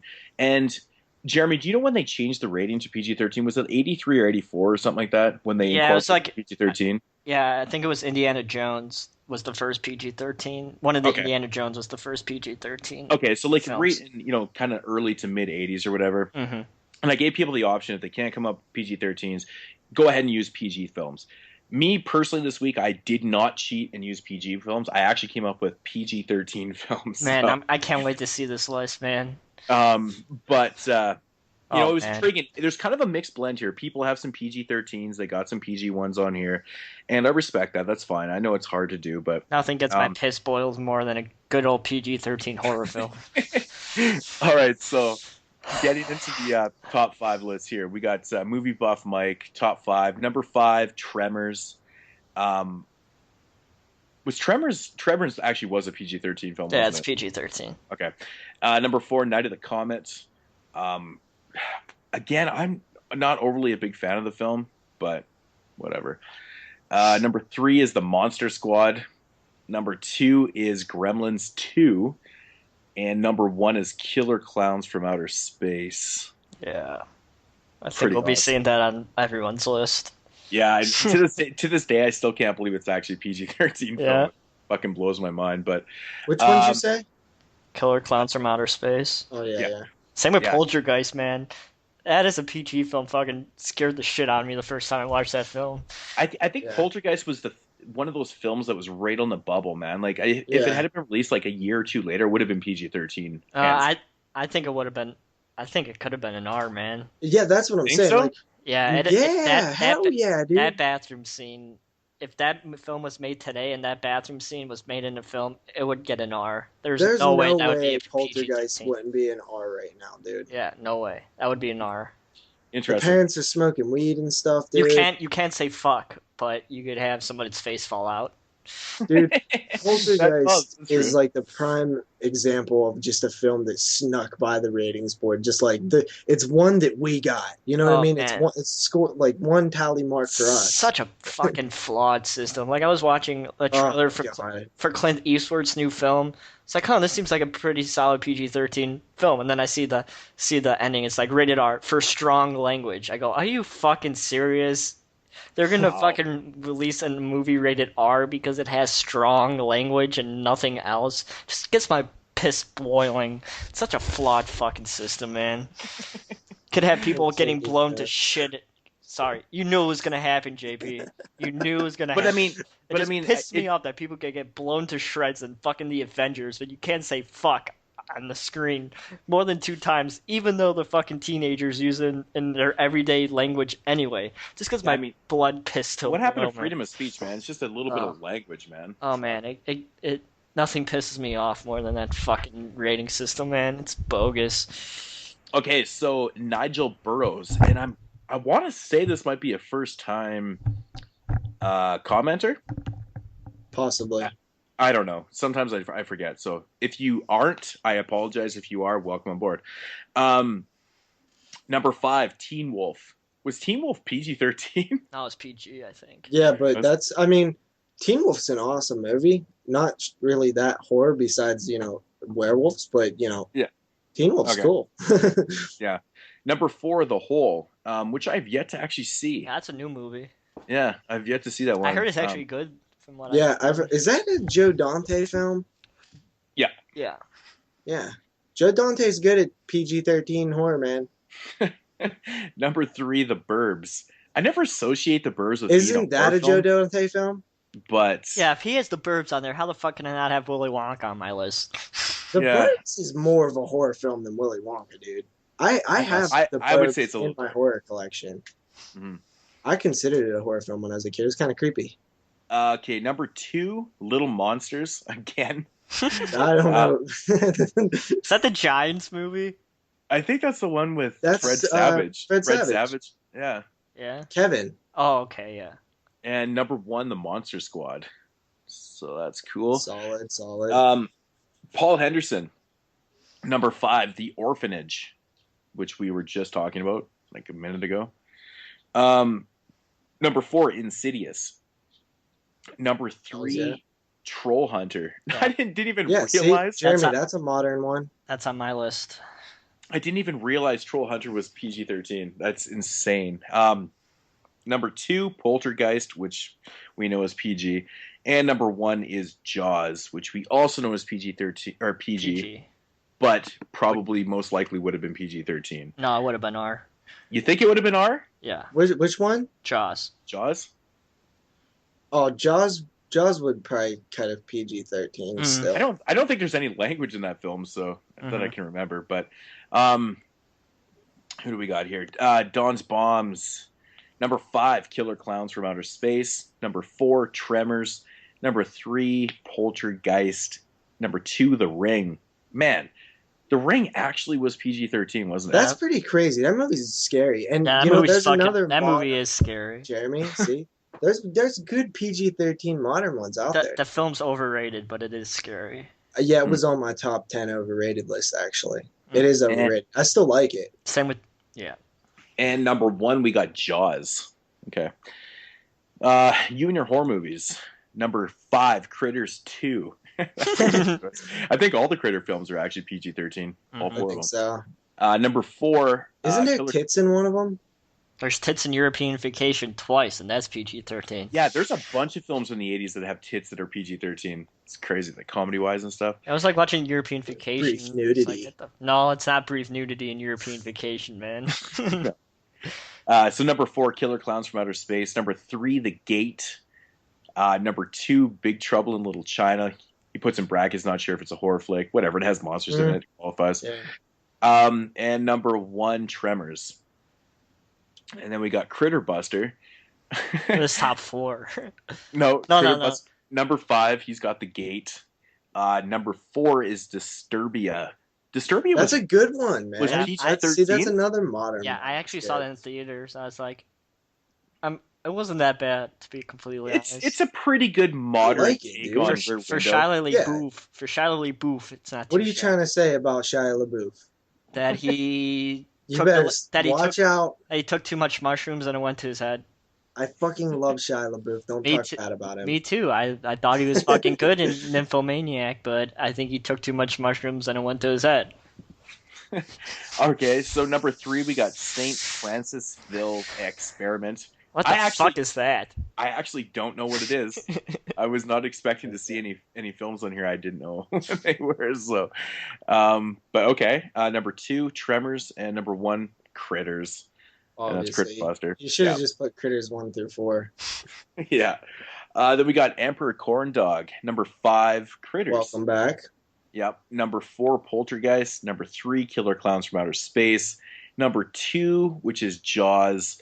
And number 1, which is It's Alive. Now, if It's Alive was made, post the MPAA new rating system, do you think it would have been PG-13 or R? Because that movie's PG. Well, I think that every one of the ones pretty much that was said, like all the actual horror films, would be PG-13 instead of PG. Or maybe push an R on some of them. Yeah, and even pushing R on some of them. I think It's Alive would be PG-13. I think Jaws would also be PG-13, but I think Jaws would be a hard PG-13. Yeah, I agree. Because it's a really, really hard PG. Yeah. yeah. All right, so we got Dubby here. Dubby doubles number 5, Killer Clowns from Outer Space, which seems to be a really, really popular choice. Yeah, I've seen it. That's Number 4, It's Alive. Number 3, Invasion of the Body Snatchers. Nice. Good choice. Yeah, it's a cool choice. Number 2, Jaws, and number 1, Psycho. Psychos R. Is Psycho R? Yep. Yeah, I kind of figured so. On Laserdisc, it's R. On the Blu-ray, it's R. So, Yeah, yep. I was that. That does make sense. Yep. And we got Movie Collector 666, Zach. Unfortunately, he couldn't actually think of 5 because he usually has a top 6 list. That's crazy. He couldn't even think of 5 this week. But I had a hard time thinking of 5, but so he's got number 4, which is the Monster Squad. Number 3, Jaws. Number 2, Night of the Comet. And number 1, Poltergeist. And then he apologizes that he couldn't come up with, his normal 6, let alone 5. But, yeah, cool choices, though. okay, so it's our turn. And it is our turn. Jeremy, you want to start? Sure. Okay, number 5, I have Gremlins. Number 4, I'm the only one that have this. Children Shouldn't Play with Dead Things, which is PG. Number 3, Killer Clowns from Outer Space. Number 2, Troll Hunter. And number 1, Poltergeist. Have to have Poltergeist as number 1, man. I fucking love that Okay, movie. so really quickly, I did a little reading into the Psycho. It was actually rated, I don't know, they must have used different ratings back then, but it was when it was re-rated in 84, it got an R, but before that, it was like some weird rating I never heard of. What is it? Is it USA TV 14, that's the TV rating, and then USA Approved is the actual certificate of when it was released. This was before the MPA. MPA didn't come out till 72. Don't correct me on that. I haven't done. Yeah. So when it was re-rated, it was an R. It was probably just approved or X back then. Yeah, I haven't done a research paper on the. Well, I have quite an interest in the MPA. If you guys haven't noticed. Yeah. Because I think it's the most bullshit thing. Like it's bogus. cinema. Like you could say fuck on British TV, on like public TV, and not get in any trouble. Is it my list? I think. Wait, Moodz, you could swear on Canadian radio, correct? I remember listening to your show and like your music that you played had swears in it. As long as you're playing like on independent record or independent stations and stuff, you can. Mm-hmm.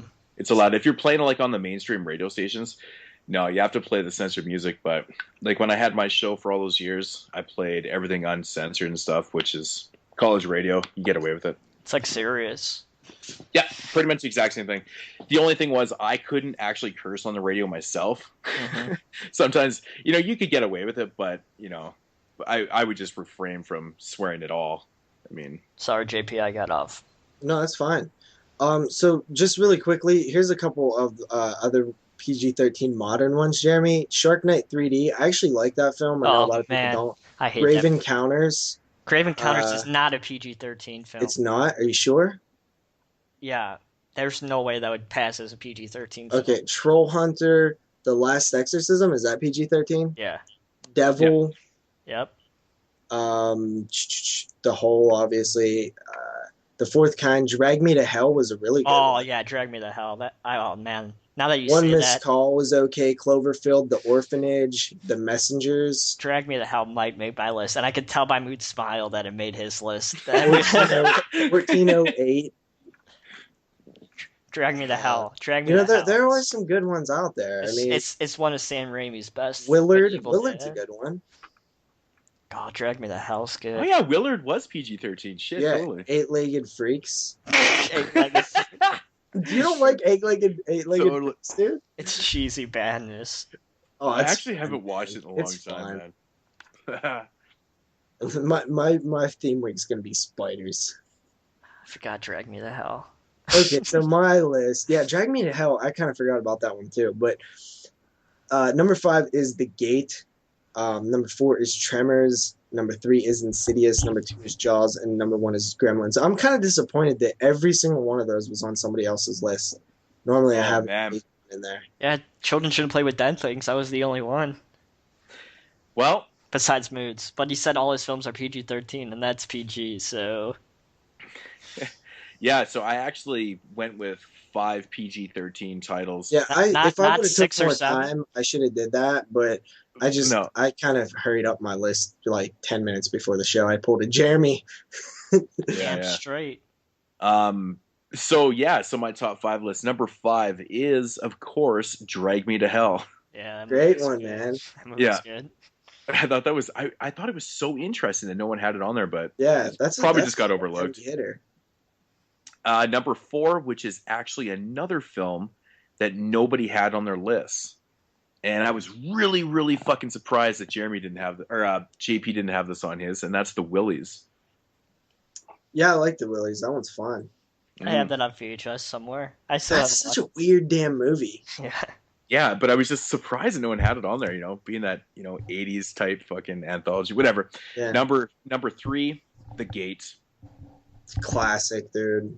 Yeah. Number 2, The Monster Squad. And Classic. number 1 Jaws. is, of course, Killer Clowns from Outer Space. Yeah, So, yeah, like I said, I actually had all PG-13 PG-13 films, but Yeah. yeah, so very surprised about Drag Me to Hell, but, I think it's a fun film, and that's a movie that gets a lot of mixed so opinions. mixed, dude. That one, So it's like mixed. so many people think it's like the worst crap ever. Yeah. And I like loved it. I thought it was Yeah. genuinely kind of creepy when I seen it, and I loved the ending. Like I thought that whole movie was pretty damn good. It Yeah, was for gross. a PG-13, that movie definitely pushed the limits for PG-13. Yeah, man, I'm And totally down with Drag Me to Hell. And that movie actually did pretty well with the critics too, surprisingly. Dude, the witch in that film, the old bag, she was nasty. Yeah, man. dude. She's creepy. And I love witches, like the pumpkin head kind of witches, and she's kind of one of those. You know what I mean? Like old creepy ass witches like creep me out, man. Fucking rights, man. Fucking rights. We need someone needs to bring up if it doesn't get brought up before me on body bags, we need to do a witch week. Yeah. Yeah, You know, that'd be fun. Totally. I fucking Speaking love. of body bags, you guys should follow the channel over there. We're actually starting something new where we're doing theme weeks every week now. So that's pretty fun. Yeah, I'm pissed. And I we're taking quit. turns picking them. I could have fucking picked fucking Hospital Week. Damn it. We did Hospital Week. Oh yeah, we did. Was I Yeah. around? Yeah, we could have hospital week too because there's a million. Yeah, I films, totally am down to do like twos and stuff. Like, I know Steve will probably do a shot on video too. Yeah, probably. I mean, that's I'm down, dude. that's the I cool thought thing this is just brought like a whole new energy to that channel over there. So if you guys have not checked out this week, if you're listening to it this week, the first week of June, it is Snake Week, which is actually really fucking hard. I loved it, man. Critter is like always like feels like he's in my head or something. Like he has a lot of the same similar like things that I like. Like I'll see his top fives will be like stuff that I'm all like. Well, the thing is, down with and I have quite a few Snake films, but I mean, I unfortunately reviewed Venom last year on my 81 series, and that I think that's like a top notch. Is that the Toby Hooper film? No, it's directed. I can't remember who directed it, but it's from obviously 1981. But it's a really interesting, weird film with a really good cast too. It's like I don't know, you got to see it, man. Yeah. But yeah, so that is going to do it for our lists. Continuing along with Mood Swings, actually, getting into the Rue Morgue morbid fact and weird stat of the day. Getting some feedback on this, saying people like this, so why not keep going with it? I've been doing this very, very random. You can't get any more random than this. I'm literally grabbing old Rue Morgue magazines, opening up the Corners Report, and just picking out one. Can I ask you a question about that real quick? Yeah. Is it when like in the actual magazine, is it a whole list of like a bunch of different like facts, or is it just one fact? No, it's literally looks like this. Okay, that's what I was wondering because I'm like, you're gonna run out of facts if it's one fact per issue. Dude, I got like hundreds of these. It's ridiculous. Okay, that's great. So basically, what I've been doing is just kind of going with the first one that catches my eye. I'm not even reading all of them. I mean, I've read these in the past, but I thought this was pretty funny. This one kind of, I'm not really 100% sure who this is, but it'd be kind of cool if we knew who it was. But anyways, American painter Benjamin West his years were 1738 to 1820, once had a corpse exhumed, then crucified, just so he could study how the body hung on a cross. Wow. Isn't that a fucked up thing to do? That would never fly today. No, totally not. Totally That not. wouldn't even fly back then, probably. That's like a fucking twisted thing to do, man. I thought that was very intriguing. Yeah, so that's the the Room War Corners report of the day. It's just sick and twisted shit, man. It's pretty interesting, but Yeah. but that's I'm pretty much going to conclude Mood Swings. Don't really have a lot else to talk about unless Jeremy, you want to get into a little bit of conversation about how Code Red sucks fucking dick these days, and how they don't ship out things and how we don't get our products and Yeah. Code Red is definitely a no-no because I moved some Blu-rays from when he was here in April of Wasteland for some stuff, and he told me, okay, order these 3 titles. So I order 2 titles. I wait a few days, everything, nothing. Emailed the dude at Code Red, nothing. So I figured, okay, I'm gonna open PayPal claim, nothing. So I got my money back. But I know Moodz had a much different experience than I did.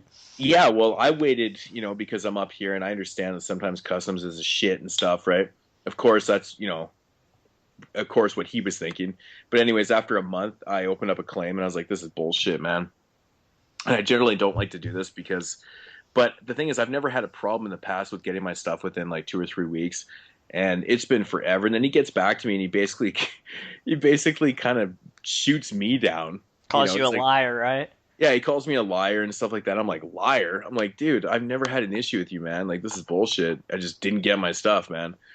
And, but anyways, it's still kind of ongoing. And he's saying that it's in the mail and stuff, so he's obviously just prolonging it. I still have not received it. It's been about 6 weeks now, right? And I'm like, okay, I'm totally not fucking getting this shit. And it pisses me off, too, because I actually bought one of those Nightmare DVD that was back up on the site, which was like $34, and it's like probably one of the most expensive DVDs I've ever bought in my life. And because we know how that shit goes for on the aftermarket, it's like ridiculous. But yeah, so it's getting fucking real messy, and it pisses me off too because I like Well, you didn't close the PayPal claim, did you? Is this still up there? No, it's still up there. They'll give you your money back. PayPal's usually pretty good with that shit. Yeah, I wouldn't worry about it. But the thing is, it's not even about the money. It's not about the money to me either. You know that. I wanted the fucking products that I ordered, and that sucks because now it's gonna be back to the same shit. I'm never gonna get Nightmare on DVD. Somebody needs to reissue that on fucking Blu-ray or something, man. Like, give me a break. Anyways, well, didn't Scream Factory get a couple things off of Code Red before? It wasn't, or am I thinking of a different company? Who released Final Exam last? Code Red did. Yeah, and so they actually did have I think it was a 2-picture deal with Code Red. Yeah. So it is possible that that opens up again. Evil Speak. And yeah, that was the other one. Final Exam. So if you look at the back of these Scream Factory releases, it actually has the Code Red logo, which is interesting. But yeah, I don't know. Like I said, I like to support the companies, but you don't need to be a douche. This is I know Dustin Mills had some problems with people from Canada. There's like, at least you waited like fucking 4 weeks. You weren't being a douche or like expecting to get your shit like. Oh, totally. And the thing is, I talked to Dustin quite a bit, and basically it came official when I received my copy of Her Name is Torment before I received my Blu-ray of Easter Casket, which was in the mail for like 8 weeks. Never get it or no? No, I never got it, which sucks. But he did resend me out another one, which was. It's shitty because these Blu-rays and stuff are limited. These are limited to like a certain amount of copies. And I felt really shitty. And I even told him, I said, if I ever by chance get that Blu-ray in the mail, I'll send it back to you because, that's just who I am. And I totally won't rip him off at all. And, it's just fucking unfortunate that, I have to deal with bullshit like that with Code Red because I like to support these independent companies and stuff. And very frustrating, but... Haven't had a real good bitch session on Mood Swings in a while. But, yeah, that is actually officially going to do it for Mood Swings. So I guess we'll be getting into Pick of the Weeks now. Who wants to go out first for Pick of Week? I'll go. Okay, JP. Okay, so my pick of the week, we talked about it briefly last week. This was actually the only other thing besides Zombie 3 that I watched this week, and it You is watched the Zombie 50. 3? Yeah, Didn't you watch Body Bags, you bitch? It was on I Body reviewed it Bags. on Body Bags. Zombie 3, man. What'd you think of Zombie 3? Well, briefly, Zombie 3 was cool, man. I liked it. I gave it I think I gave it like a 6.5 out of 10 or something. I thought it Yeah. was pretty fun. It seemed to have a lot of like attack sequences that kept the pacing going Mhm. really well, you know. And Fulci's zombies. This one's kind of technically Fulci's zombie too, right? But I mean, he only directed it like he had like a stroke or something, right? Yeah, So I he had some couldn't health finish the issues. film. It was Bruno Mattei that actually filmed. I think Fulci did like the beginning sequence in the film, and then Mattei did like the rest of the movie. Well, I It heard ends that up he being like, filmed like 70 minutes worth of footage, but by the time it was released, it was like 40 minutes of yeah, the something like that. footage was his. Yeah, Um, I said the same thing in my review because I did that film in my '88 series, and I said, man, the sequences totally keep the pacing up, like awesome in that film. I think yeah, it's kind of underrated. I think it works. It's just a fun Italian fucking film. it's a fun zombie, romp. It's just kind of, some good gore and stuff. It's, characters that aren't like Dawn of the Dead or Day of the Dead style, Yeah. zombie characters, which is, what you normally look for in a great zombie film, but it does have all the other things that make zombie films fun. Mhm. So, I liked it, so yeah, my pick of the week though is the 50 best horror movies you've never seen. You Now this says actually that it has a 2010 has a 2010 release on IMDb, but that might have been when it was like finished.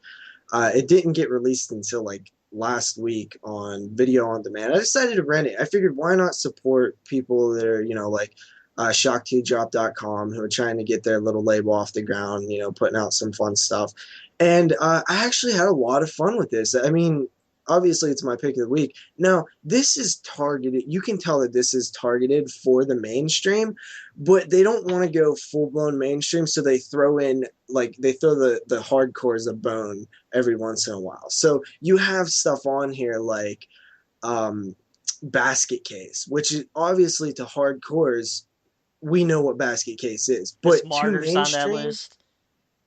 no, but Inside is. Well, that's rightly deserved because that movie's fucking awesome.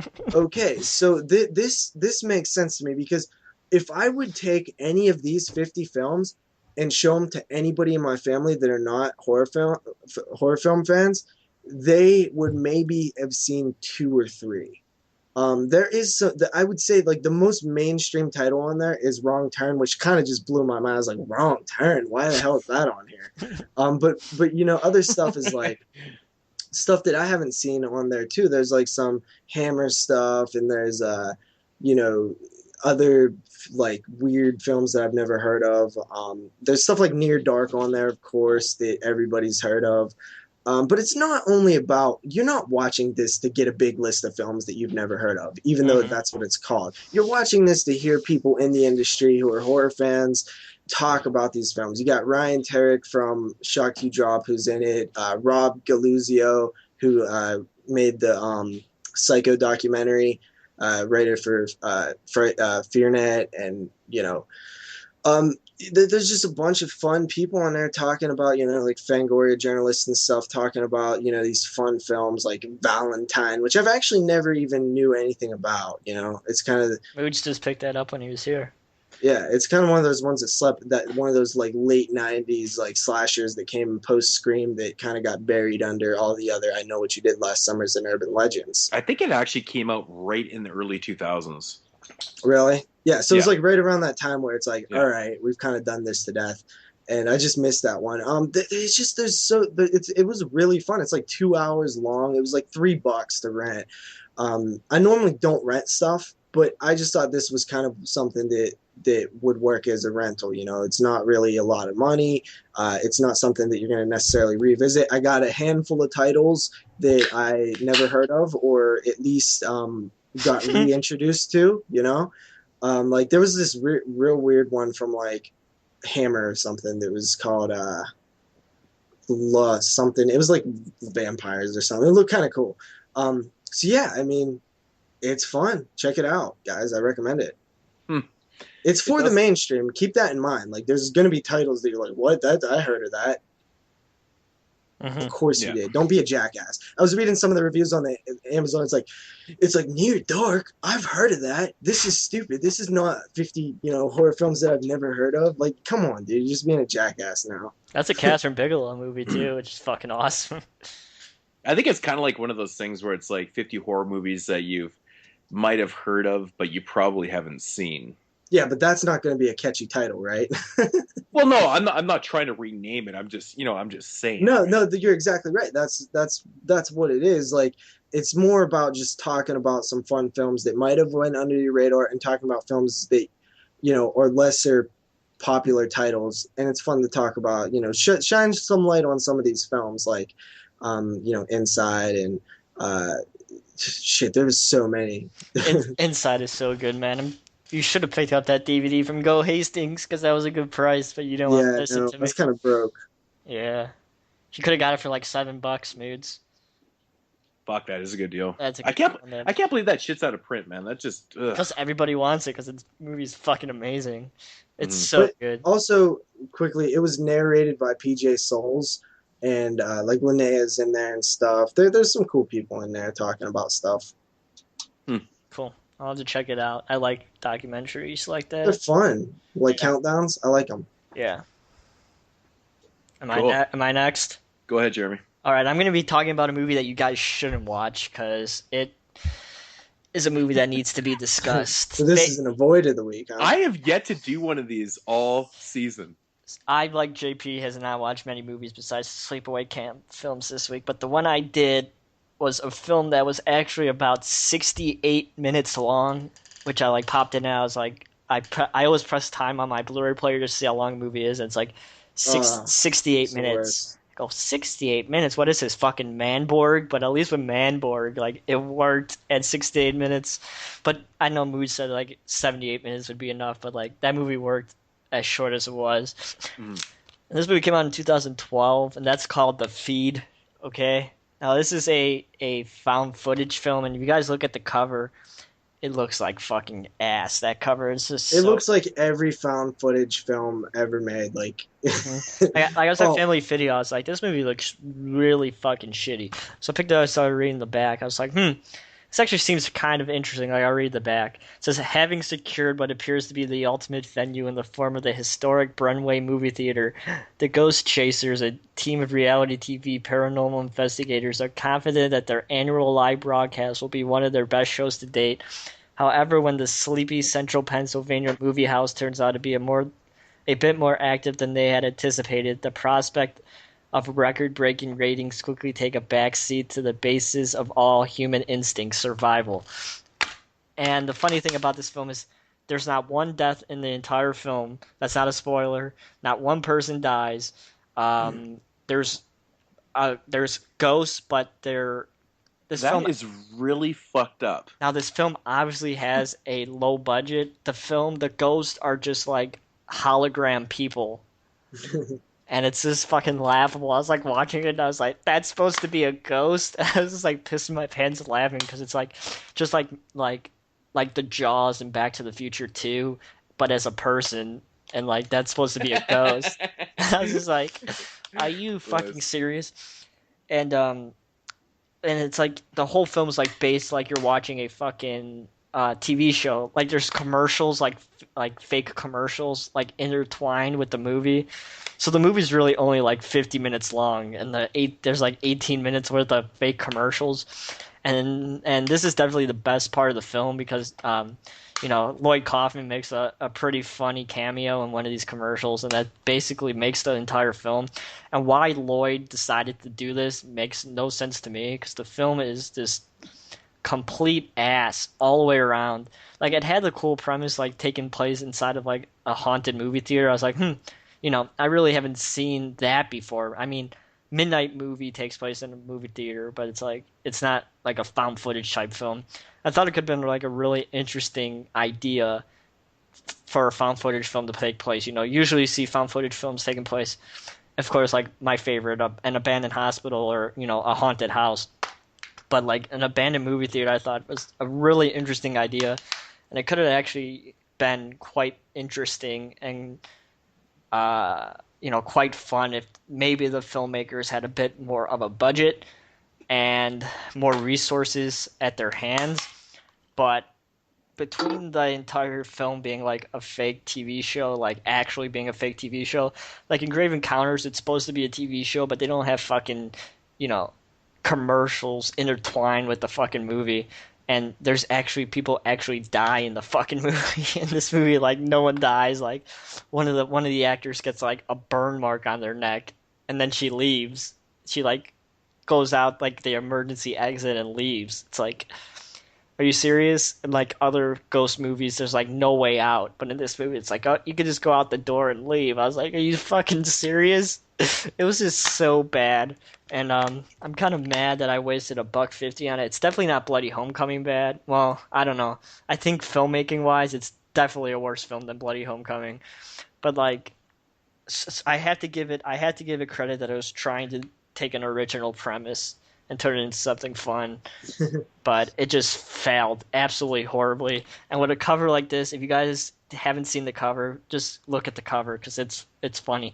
And that the person said 4 stars, a haunted masterpiece. Who said it?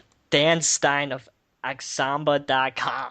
Exactly. That's exactly what happened there. Wait. And then on the back it says, a haunted masterpiece. I would definitely rate this movie among the top independent horror films I have ever seen. I was like, are you fucking serious? Apparently this guy hasn't watched a goddamn thing. I was just like pissing my pants laughing. But if you guys want to see a really, really bad movie with an interesting concept that just went horribly wrong, check out the feed because it's bad.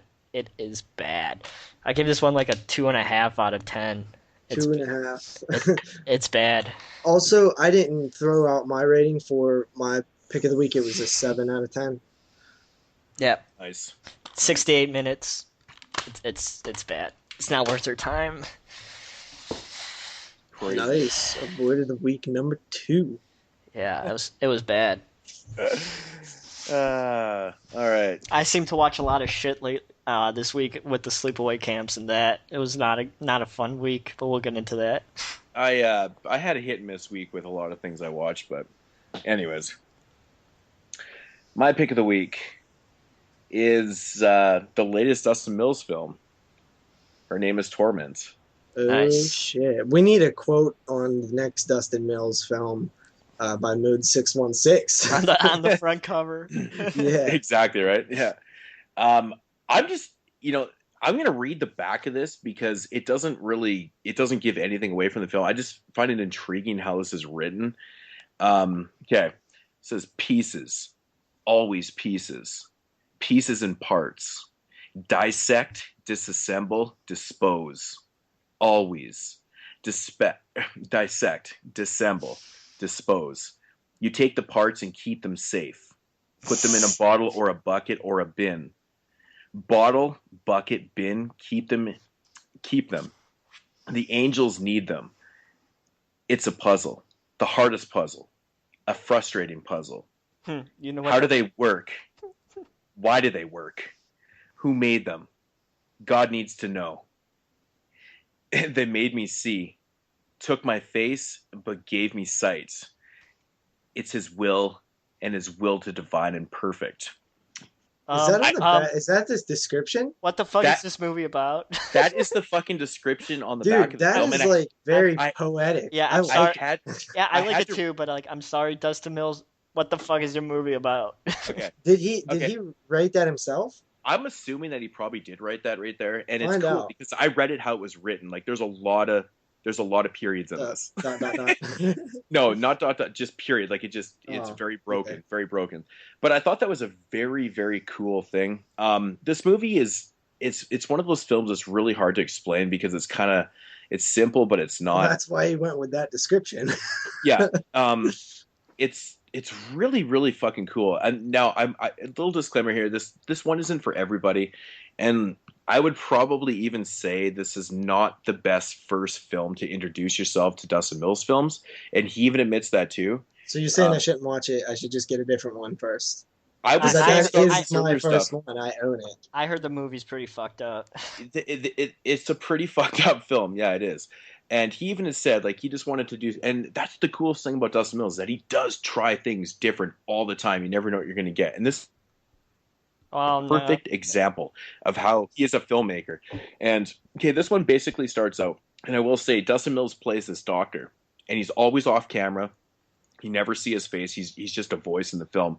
And it starts out, and he's basically interviewing this person that's been, committed to this hospital. And it's this girl who's been suspected of killing, I think, 27 people. And he's basically interviewing her, and he's trying to get the lowdown and exactly what happens, because they don't have a lot of information. And what it is that, she has killed, obviously, all these people and stuff. And, there's a bunch of people that they can't identify and stuff like that. So you've got that aspect of it. And then it cuts into, like, shit that she's done. And it's almost like a torture film. Like, it's very erotic and torturous. And, like, she's doing shit to this one guy. And you've got, like, this corpse on this couch, and it's basically, I don't want to give a lot of shit away about it and stuff, but it's a lot of just like really disturbing kind of art house type filmmaking and stuff. But is it better than the House Flash Mannequin? Oh, totally, 100% way better than that film. It's done really well. It's done really well. The main character, well, actually, I should just say this film doesn't have a lot of dialogue at all, except for the scenes where she's being interviewed by the doctor, who's played by Dustin Mills. He's basically one of the only voices that you even hear in the movie. Mm-hmm. Is he in a lot of his films? He's in a couple, but like I said, he's off screen in this. You never get to see him. And I actually didn't even realize at first that it was his voice until I actually looked, and I was like, oh shit, I think that's actually his voice. He does a really, really good job of selling it too. Like when he's reading the description of what she's done to some of these victims, like when he's talking about like how, he dismembered them, and then she was into necrophilia, and that's a big thing in the film too, is necrophilia. Just a little pointer there. Warning. Yeah, and like I said, it's a very artsy film. Very, very well done though. Effects are really good, and it's just to the fucking point, and that's what I love about this film. It's very, very short. It's only, oh shit, I think we're talking about the same length as your film, Jeremy. I think it's about just over 60 minutes or something like that. We're totally on two different planes here with my film and Dustin Mills' film. Yeah, nobody funds Dustin Mills' film. He's totally a low budget. Mm-hmm. I would love to work with that guy, to be completely honest. I think it'd be an interesting learning experience working on one of his sets. I think the length of this film is absolutely perfect to what it is. Mm-hmm. Like you can't extend this, and I think it works so well because like I said, it gets right into it, and it's just an extreme level of visuals the whole time until the film ends, and then it just kind of ends. And I love, this was a great film. And I can appreciate a lot more because I basically watched Dustin Mills films as they come out, like in sequence. Uh-huh. This is so fucking different than what he's done in the past, and I really, really respect that. And the cool thing about Dustin Mills is that his next film, I think, is going to be like another puppet film, which is like, it's like going, he's all over the place, and this guy just never stops, and it's really fucking well done. And like I said, it's not for everybody. I think some people that like some of his other films might not enjoy this as much because of the extreme, kind of ideas and visuals and shit that's going on in the film. It's just not for everybody. I mean, if you're not into, necrophilia and shit, I mean, if you're not into necrophilia, you will like this film. Yeah, but people like I Danny. watching films. I mean, people like Scotty probably fucking love this film because he's into the hardcore shit. But the thing is, I really like it too, and I'm wait. That's the quote, dude. That's the quote on the box. Yeah. If you're into necrophilia, you will like this film. 4 stars. 4 stars. I mean, obviously, necrophilia is when you really think about it, it's fucking nasty. But I have no problem watching it and stuff if it's done properly, and I think it was done properly. And there's a lot more to it though, and I don't know, man. It's a film that I wish we had got a chance to do as the main review, because then we would all know exactly what we're talking about. But it's good, man. I really recommend this, man. It's different. It's fun. Is his best Rating? movie or no? It's personally not my favorite film by Dustin Mills. I will admit that. I think the Ballad of Skinless Pete, which has also been renamed Skinless now, I think might be my favorite film by Dustin, because I think he just kept getting better and better up to that point. And like you said, he when he put this, before this film came out, he even said, this is a lot of people are not going to like this film because it's not what I've been doing before. And he tried something different, and I like it. And I'm not liking Gotta give him film. credit for that, man. So if I had to rate this film, I would probably give it an 8 out of 10. The thing is, I'm just such a big fan of Dustin Mills films, and I think this is just another piece of his Filmography. His filmography that really does work. And I just can't help but love how he's always changing up his films. It's amazing. But everybody go out and grab a copy. Actually, this might even be gone now. I'm not 100% sure. That's the thing with Dustin films, is that if you're not getting them right away, they're gone. So I gotta give. He's such a hard worker, that dude. Have you seen any of his movies? No, but just from talking to Moodz and the reputation he has, even from Cinema Wasteland, people know Dustin. Dustin, blah blah blah blah blah.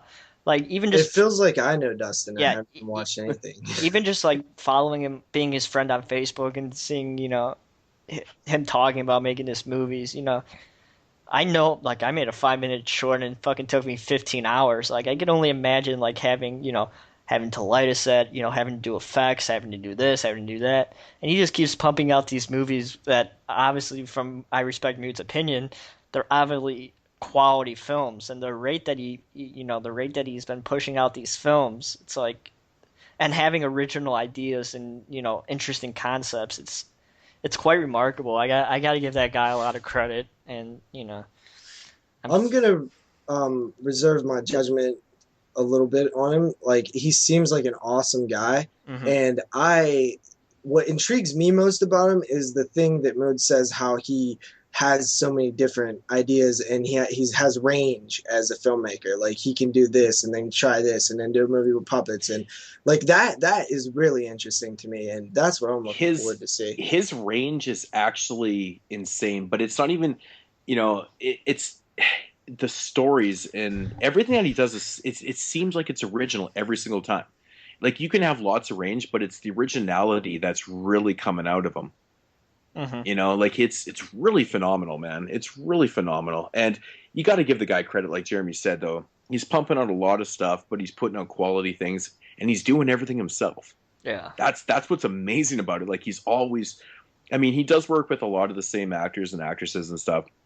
If you watch all his films, you'll recognize some people, but that's very prevalent in a lot of filmmakers, yeah, in the world, look using even the same Tim Burton people. And fucking Martin Scorsese, even they do it, and they're fucking, A+ directors. So it's like exactly right, and I got no problem with that, man. I think I'm just really looking forward to the new film too, new puppet film. Cool, it'll be awesome. But yeah, so that is going to do it for the pick of the weeks. And I guess we are going to get into what we've all been waiting for this week. Sleepaway Camp. And like I said, we've had this plan forever. Sleepaway Camp. Yeah, it was actually franchise. Sleepaway Camp or Jaws. That was our two choices to kick off the summer. Yeah, Sleepaway Camp's more fun. Yeah, I think Sleepaway Camp was a good choice, man. But yeah, this is going out to everybody that loves summer, and hopefully you guys. Hopefully everyone does a lot of camping this summer. This is a message coming from JP. Doop doop doop doop. There will be spoilers in these reviews because you can't talk about Sleepaway series without having spoilers. So there will be lots of spoilers. So, and I would actually go to say, do not listen to this if you haven't seen them. I actually recommend you see at least the first one before you ever spoil it for yourself if you haven't already. Yeah. Yeah, I agree, man. I think this is one franchise that you pretty much have to talk about it in full. You can't beat around the bush. No It's the way. only way to do it. So, I mean, with that said, Sleepaway Camp from 1983. 1983. Oh, I got the hiccups all of a sudden. I can give the synopsis because I actually want me to do it. You want to do it? Go ahead. Nope. Go ahead. All right. So the film is basically about a girl. Well, do you want me to say it right away? No, just give the synopsis. All right. We'll get to that. All right. So you got a girl whose family gets tragically killed in a boating accident, and she gets sent off to live with her aunt. And the film flashes forward. It's like 15 years, I think. And she gets sent to a camp and gets sent away to a camp with her cousin Ricky, and of course her name's Angela. And we could tell that something's definitely not right with this girl, and everyone picks on her because she's different, and she has fun murdering them. Let's basically say it with that. Well, we don't know that it's a whodunit. It's a whodunit film until the end of the film. Now, Well, obviously, well, fuck you, JP. Okay. Now, it's a whodunit until the end of the film, now and then it's a I whodunit. I had to give this film a lot of credit for doing something original with Angela's father, with him being gay. Now, I think at this time, being gay was definitely looked at as being, something totally different than what we see as accepting as we see it as today. And I found that aspect very interesting, that he was gay and that he left his wife, I would assume, to be with another guy. And I really Or he was having an affair. Or he It was never really filled in on it. It's Yeah, that's actually the kind of thing bizarre how they even reveal it. It's just out of nowhere. but I can't think of any horror movie at the time that we saw a gay couple like that, unless Moodz, you could fill me in on anything that you think of that there was gay characters like that at the time. Not that I can think of off the top of my head, but it is kind of interesting how they do throw that into. I mean, I think it's obviously It's definitely not a major plot point. It doesn't have anything It's to do not, with but the I think film, it- but it's like I it was think it- interesting. I think it does kind of relate maybe to the whole thing with Angela later on. I don't know if it was meant to be like that, if they Well, wrote that specifically. What do you guys think? Do you think that they wrote that Angela specifically? likes that boy, Ricky's friend. Paul, Now, Paul. maybe as being a little girl, seeing her, well, little boy, seeing her father with another man, maybe it kind of didn't.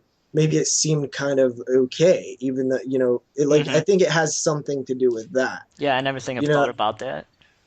Also, because you before never- we get into this film too much, first of all, the one thing I want to say, the girl at the beginning is the worst driver ever. Yeah, yeah. The girl driving the boat, oh my god, that is like ridiculous. I wrote that And right. second- I wrote that like right on the top. I said bad dialogue, and this chick is a bad driver. This guy, the cook, what the F? Yeah.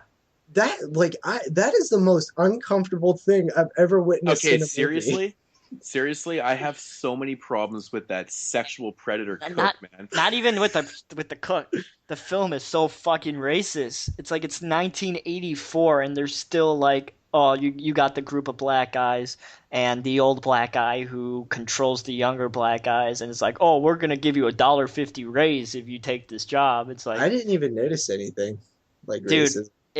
it's racist if you that's pay interesting. attention. I think it was it's stereo. There's definitely some there's some things going on there for sure. And it's 1984. It's just like, this is I think it's a little bit of profiling, really, because you got this. I know what's going on there. You got the white guy controlling the black guys who are the side cooks, and the white mighty guys. The white pedophile is the mighty white guy who controls everything that the black guys do. And then when the black guy gets, I never looked at it like that. Yeah, see, that's why we have these conversations, because everyone has different views on the film. That's interesting. I didn't look at it like that, but I do see where you got this one race over here, and they are working for the man. I did see that. I saw. And you even a saw few that. black guys I'm kind of working for the man. confused. Wait, what's going on? Okay, when the white pedophile guy left after he got burned by Angela, which is awesome, a really awesome effect scene, by the way. The main Mel puts the old black guy in charge. He says, "Oh, you could be the head chef," and you'll earn $1.50 more an hour to the workers and 15 hours a week to the main black guy, the main older black guy. Do you remember him, JP? Yeah. Okay, so when the Rudy, I think was the guy's the chef or the chef's name, Artie. So when Artie gets burned and he leaves, Mel puts the main black guy in charge, and it's like, oh, make sure you tell the younger black people not to say anything about what happened to Artie. It's like it's totally racist. I think that even if it was like say you interchanged that guy with a white guy, do you think like I would have never known? To me, I didn't really see it like that. But it's one black guy, one white guy, and like 5 or 6 black guys were running this kitchen.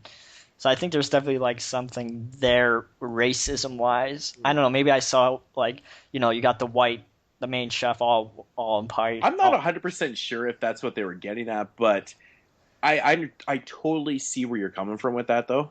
I don't think they were coming that either, but being in film school, I've learned to pay attention to these kind of things. It's just I thought that was like definitely like the most interesting aspect of the film. I definitely don't think there was any ill intent behind that. There's no. It might have just been like subconscious. I think it might have just been kind of coincidental, really, with the races there. But who knows at the same time. But getting back to the sexual predator.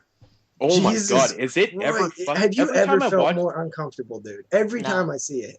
Every time I watch this movie, man, it makes me feel so shitty. I'm like, this guy is so blatantly fucking disgusting, man. And it's even worse that like the other characters are like, oh man, geez, that's fun. Like, what do you like? Okay. If that guy said that, I would knock him out. Like, I would punch him directly in the face. I have a big problem with that scene, though. Okay, so when Angela and her cousin go fucking running out of the fucking, the bus. Back there.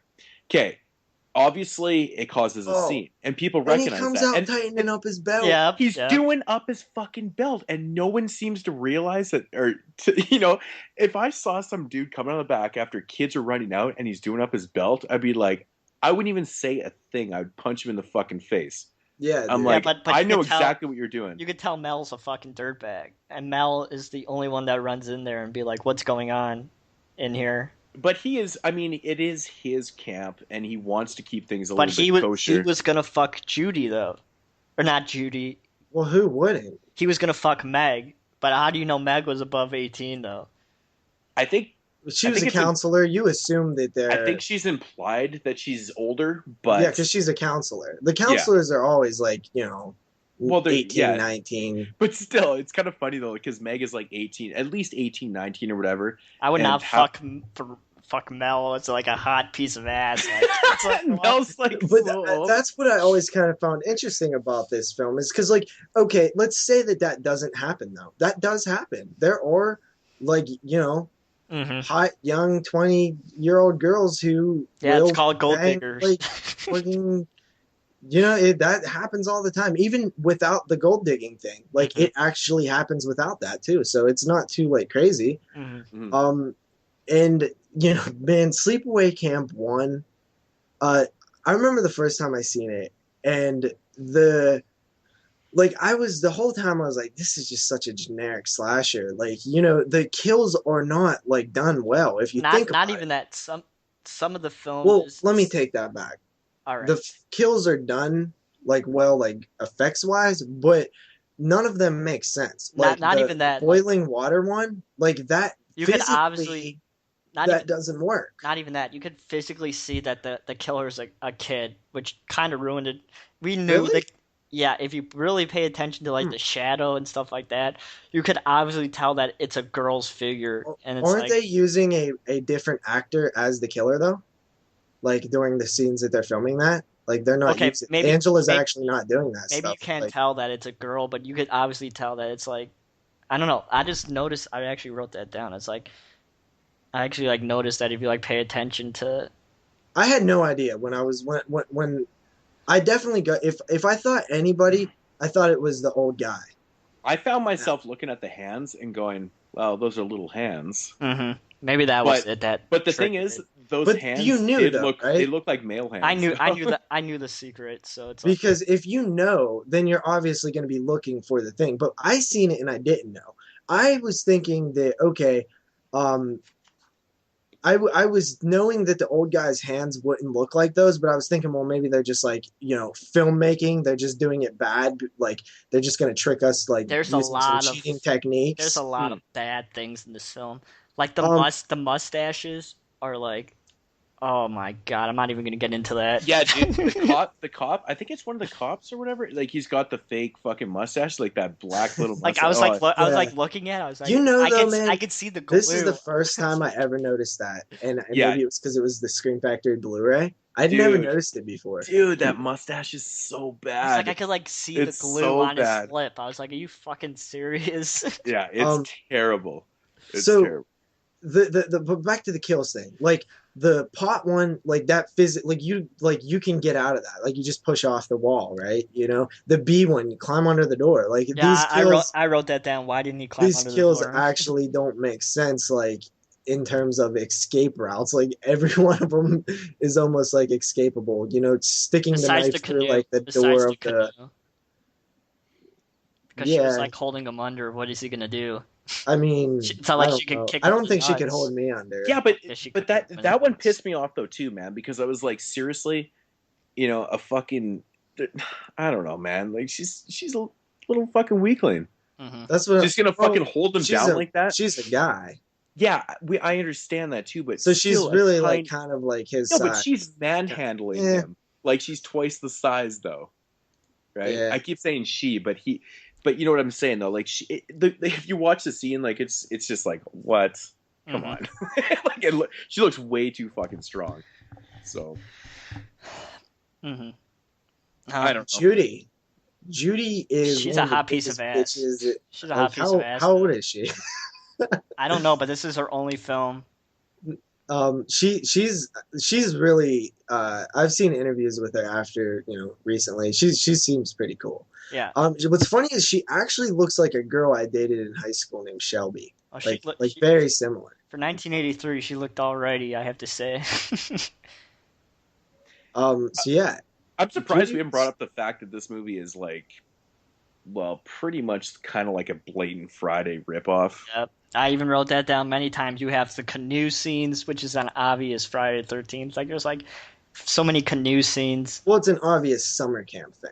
Yeah, but It you is, can tell but- what they're going at. They're like in the canoe in the middle of the lake, and like it gets something bad's gonna happen just because you saw Friday the 13th. It actually kind of has that feel though. It When just did has the burning feel- come out, Moodz? 81. 81. See, I think that I don't feel like a whole Friday the 13th vibe in the first Sleepaway Camp, but I feel the summer camp And vibe. But you had the Really, you don't get that whole that whole camp setting and like. you had yeah, the but arrow that's a scene. summer camp. Like it feels like Friday the 13th because Friday the 13th has done the summer camp thing so many times and it's so good at it. Yeah. But I never really feel like it doesn't have any. I don't know. It doesn't feel like a Friday the 13th ripoff until the sequels for me. personally. You had the arrow Huh. scene. Arrow. It's like that's obviously a ripoff. Speaking of the arrow scene, scene, Interesting. that is one of the best kills ever in Friday the 13th or in this. in this. Yeah.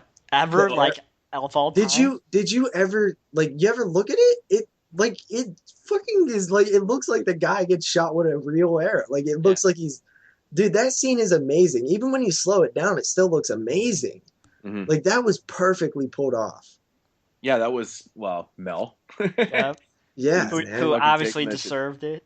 Watch that scene a couple more times. Hmm. It is Okay, speaking of that scene right there, I would like to know your guys' opinions about that scene because right before they give the reveal in the film, Mel gets that fucking arrow through the throat, and then it cuts into the the backstory and the explanation to what you're about to see as the reveal. Do you guys figure that's needed? Do we need to know? And About Angela's aunt dressing her up as a girl. Yeah, I her think aunt- we do actually.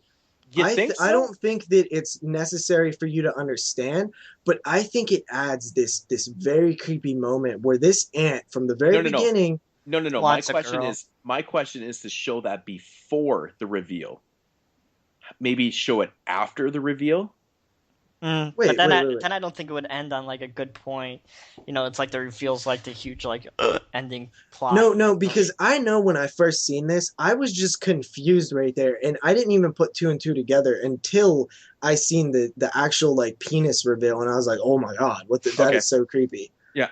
See, the way I always the first envisioned time that I seen this going- was recently. I seen this probably like 4 or 5 years ago for the first time and went in spoiler free. So this is very fresh, my first memory of this film. So I really remember exactly what I was feeling during it. I really think like this is probably one of the like most like shocking horror endings of all time, in my opinion. I think it is the most shocking ever. I think like this is like the one film everyone talks about when it comes to like, oh, have you seen this ending? This film wouldn't be anywhere without the ending. Yeah. Like I think it would be just like it would be nowhere near the cult status that it has. It would probably be one of those other slashers, the lower tier slashers. But it would not be talked about like it's talked about now without the ending. Yeah, and I mean, my question was it better before the reveal or after? And like I've always kind of thought about it, and for some weird reason, it always off-puts me that I find that. I remember the first time I'm totally gonna lie, I don't remember the first time I watched this movie, but I remember watching it, in the 90s or whatever, and just kind of thinking to myself, like, I wanted it after. And then just one extra scene after that reveal. So why didn't you edit it and put it after? But my thing, it's weird. That's the way I would like it. I mean, right when Mel gets that fucking arrow in the neck, and then it cuts into the explanation, and obviously it's meant to confuse you because you're like, what the fuck? Yeah, and all then of a sudden obviously you see like the reveal, two dudes like cuddling and stuff, and then I mean, like, I guess it does make more sense to do it like that, but at the same time, this is I've always why envisioned it so the other way sense around. to me. Yeah. Because the very ending of the film where it holds on that shot and it goes freeze frame, is absolutely perfect. Mm-hmm. That if you take that away, it loses its impact. If you have another scene after that, it loses its impact. Because when that film ends, you're like, I remember being creeped the fuck out and just like completely surprised and just sitting there looking at my friend like, what the fuck was that? Mm-hmm. So, yeah, I remember rewinding that back in the day going, what the fuck? I gotta see that shit again. That was ridiculous, but... the film went from like a 4 to like a 10 after I seen that ending the first time. Really? It's a 10 the first to you? time. No, that's not what I said. All right, it JP. went from a 4 to a 10 at that moment, where it was just like completely mind blown. Mm. Yeah, this film overall, in my opinion, is it's a pretty decent film. There's nothing spectacular about it. I think it's a little generic. Disagree.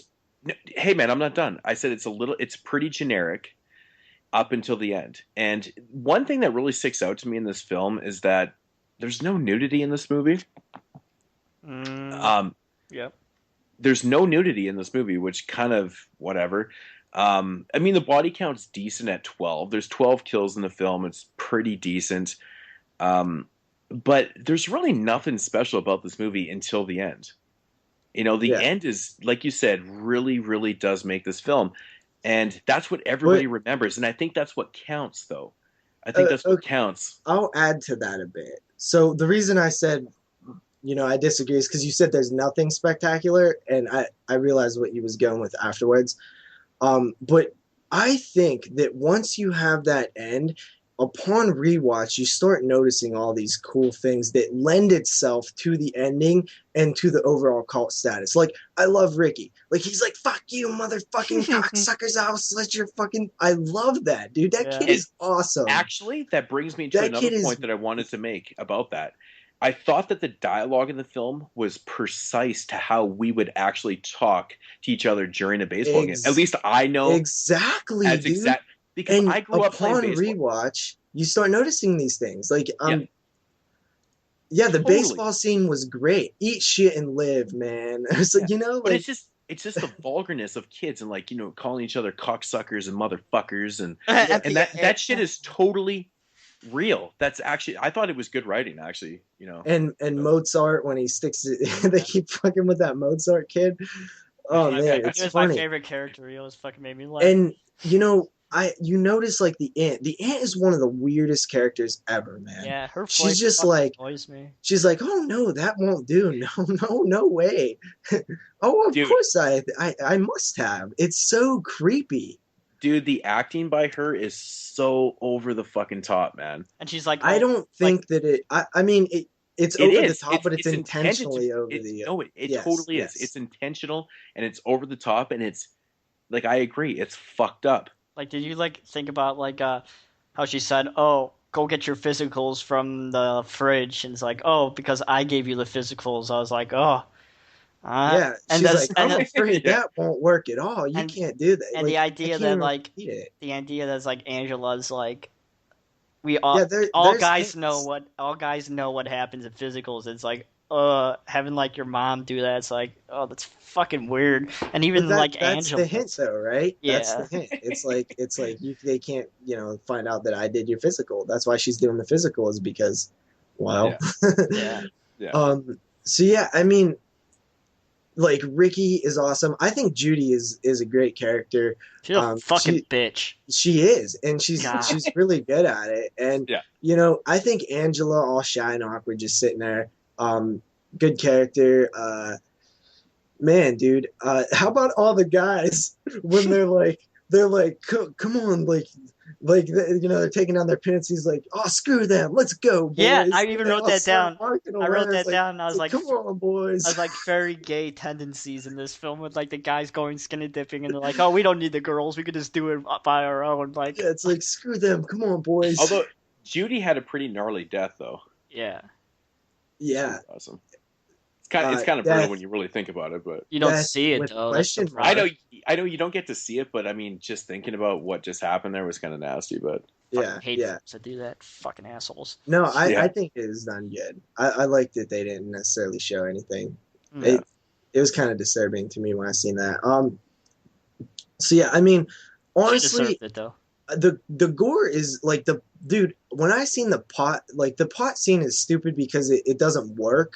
But Like, it he could've looks just good pushed though, off. dude. But when you actually see his hand sticking up and he's like screaming and stuff, Mhm. like that kind of like unnerved me when I first seen it.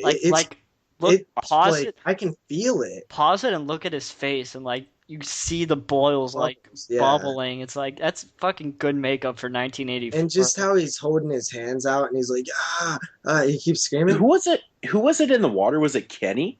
Was it Kenny that dies? That being a pretty damn good swimmer. yeah. But he was a pretty damn good swimmer. Yeah, but yeah, I think it was Kenny that he was the one that got drowned in the. But I like that when they find his body underneath. There's the like canoe. the snakes like coming out of his mouth. But if you look at the effects, though, it's actually done pretty good. Like Yeah. the All body the looks effects are pretty great. fucking gnarly. It looks Great pretty effects. gnarly. Yeah, I thought that was actually pretty cool because you don't need to see that until that moment, right? Mhm. And I think it worked. I think it was actually pretty cool. But that snake dude was like, ugh, gagged me. So gross.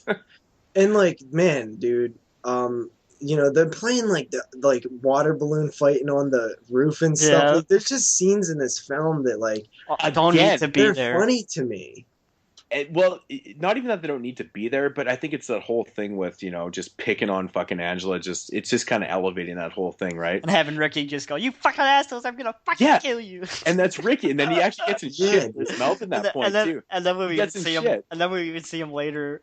We'll get to it when he, in his cameo in Return to Sleepaway Camp, he's the same fucking way. It's just funny. Yeah, I love the Ricky character, dude. He's awesome because that's how I would be flipping out. Like if I was a kid and somebody's like picking on my cousin, like that's me right there. That's exactly it. That's why I said the dialogue's perfect. Like He doesn't care that they're flips out. bigger He's like, than "I'll him. fucking He's like, kill I'll you, fucking kill you. motherfucker." I'll beat the shit out I of have, you I have motherfuckers. an interesting question. Do you think Ricky knows about Angela?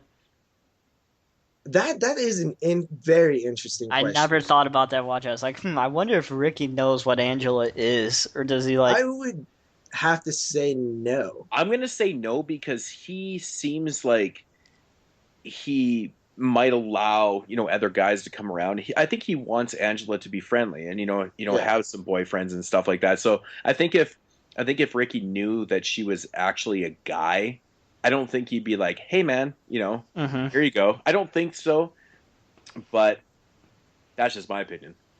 I think this film just has, for all of its flaws, with just some poor dialogue, some poor Really bad character dialogue. It's not stuff. even poor dialogue. I don't think it's really bad. It's bad. I don't, because there's great dialogue. There's when Ricky's flipping out, when they're playing baseball.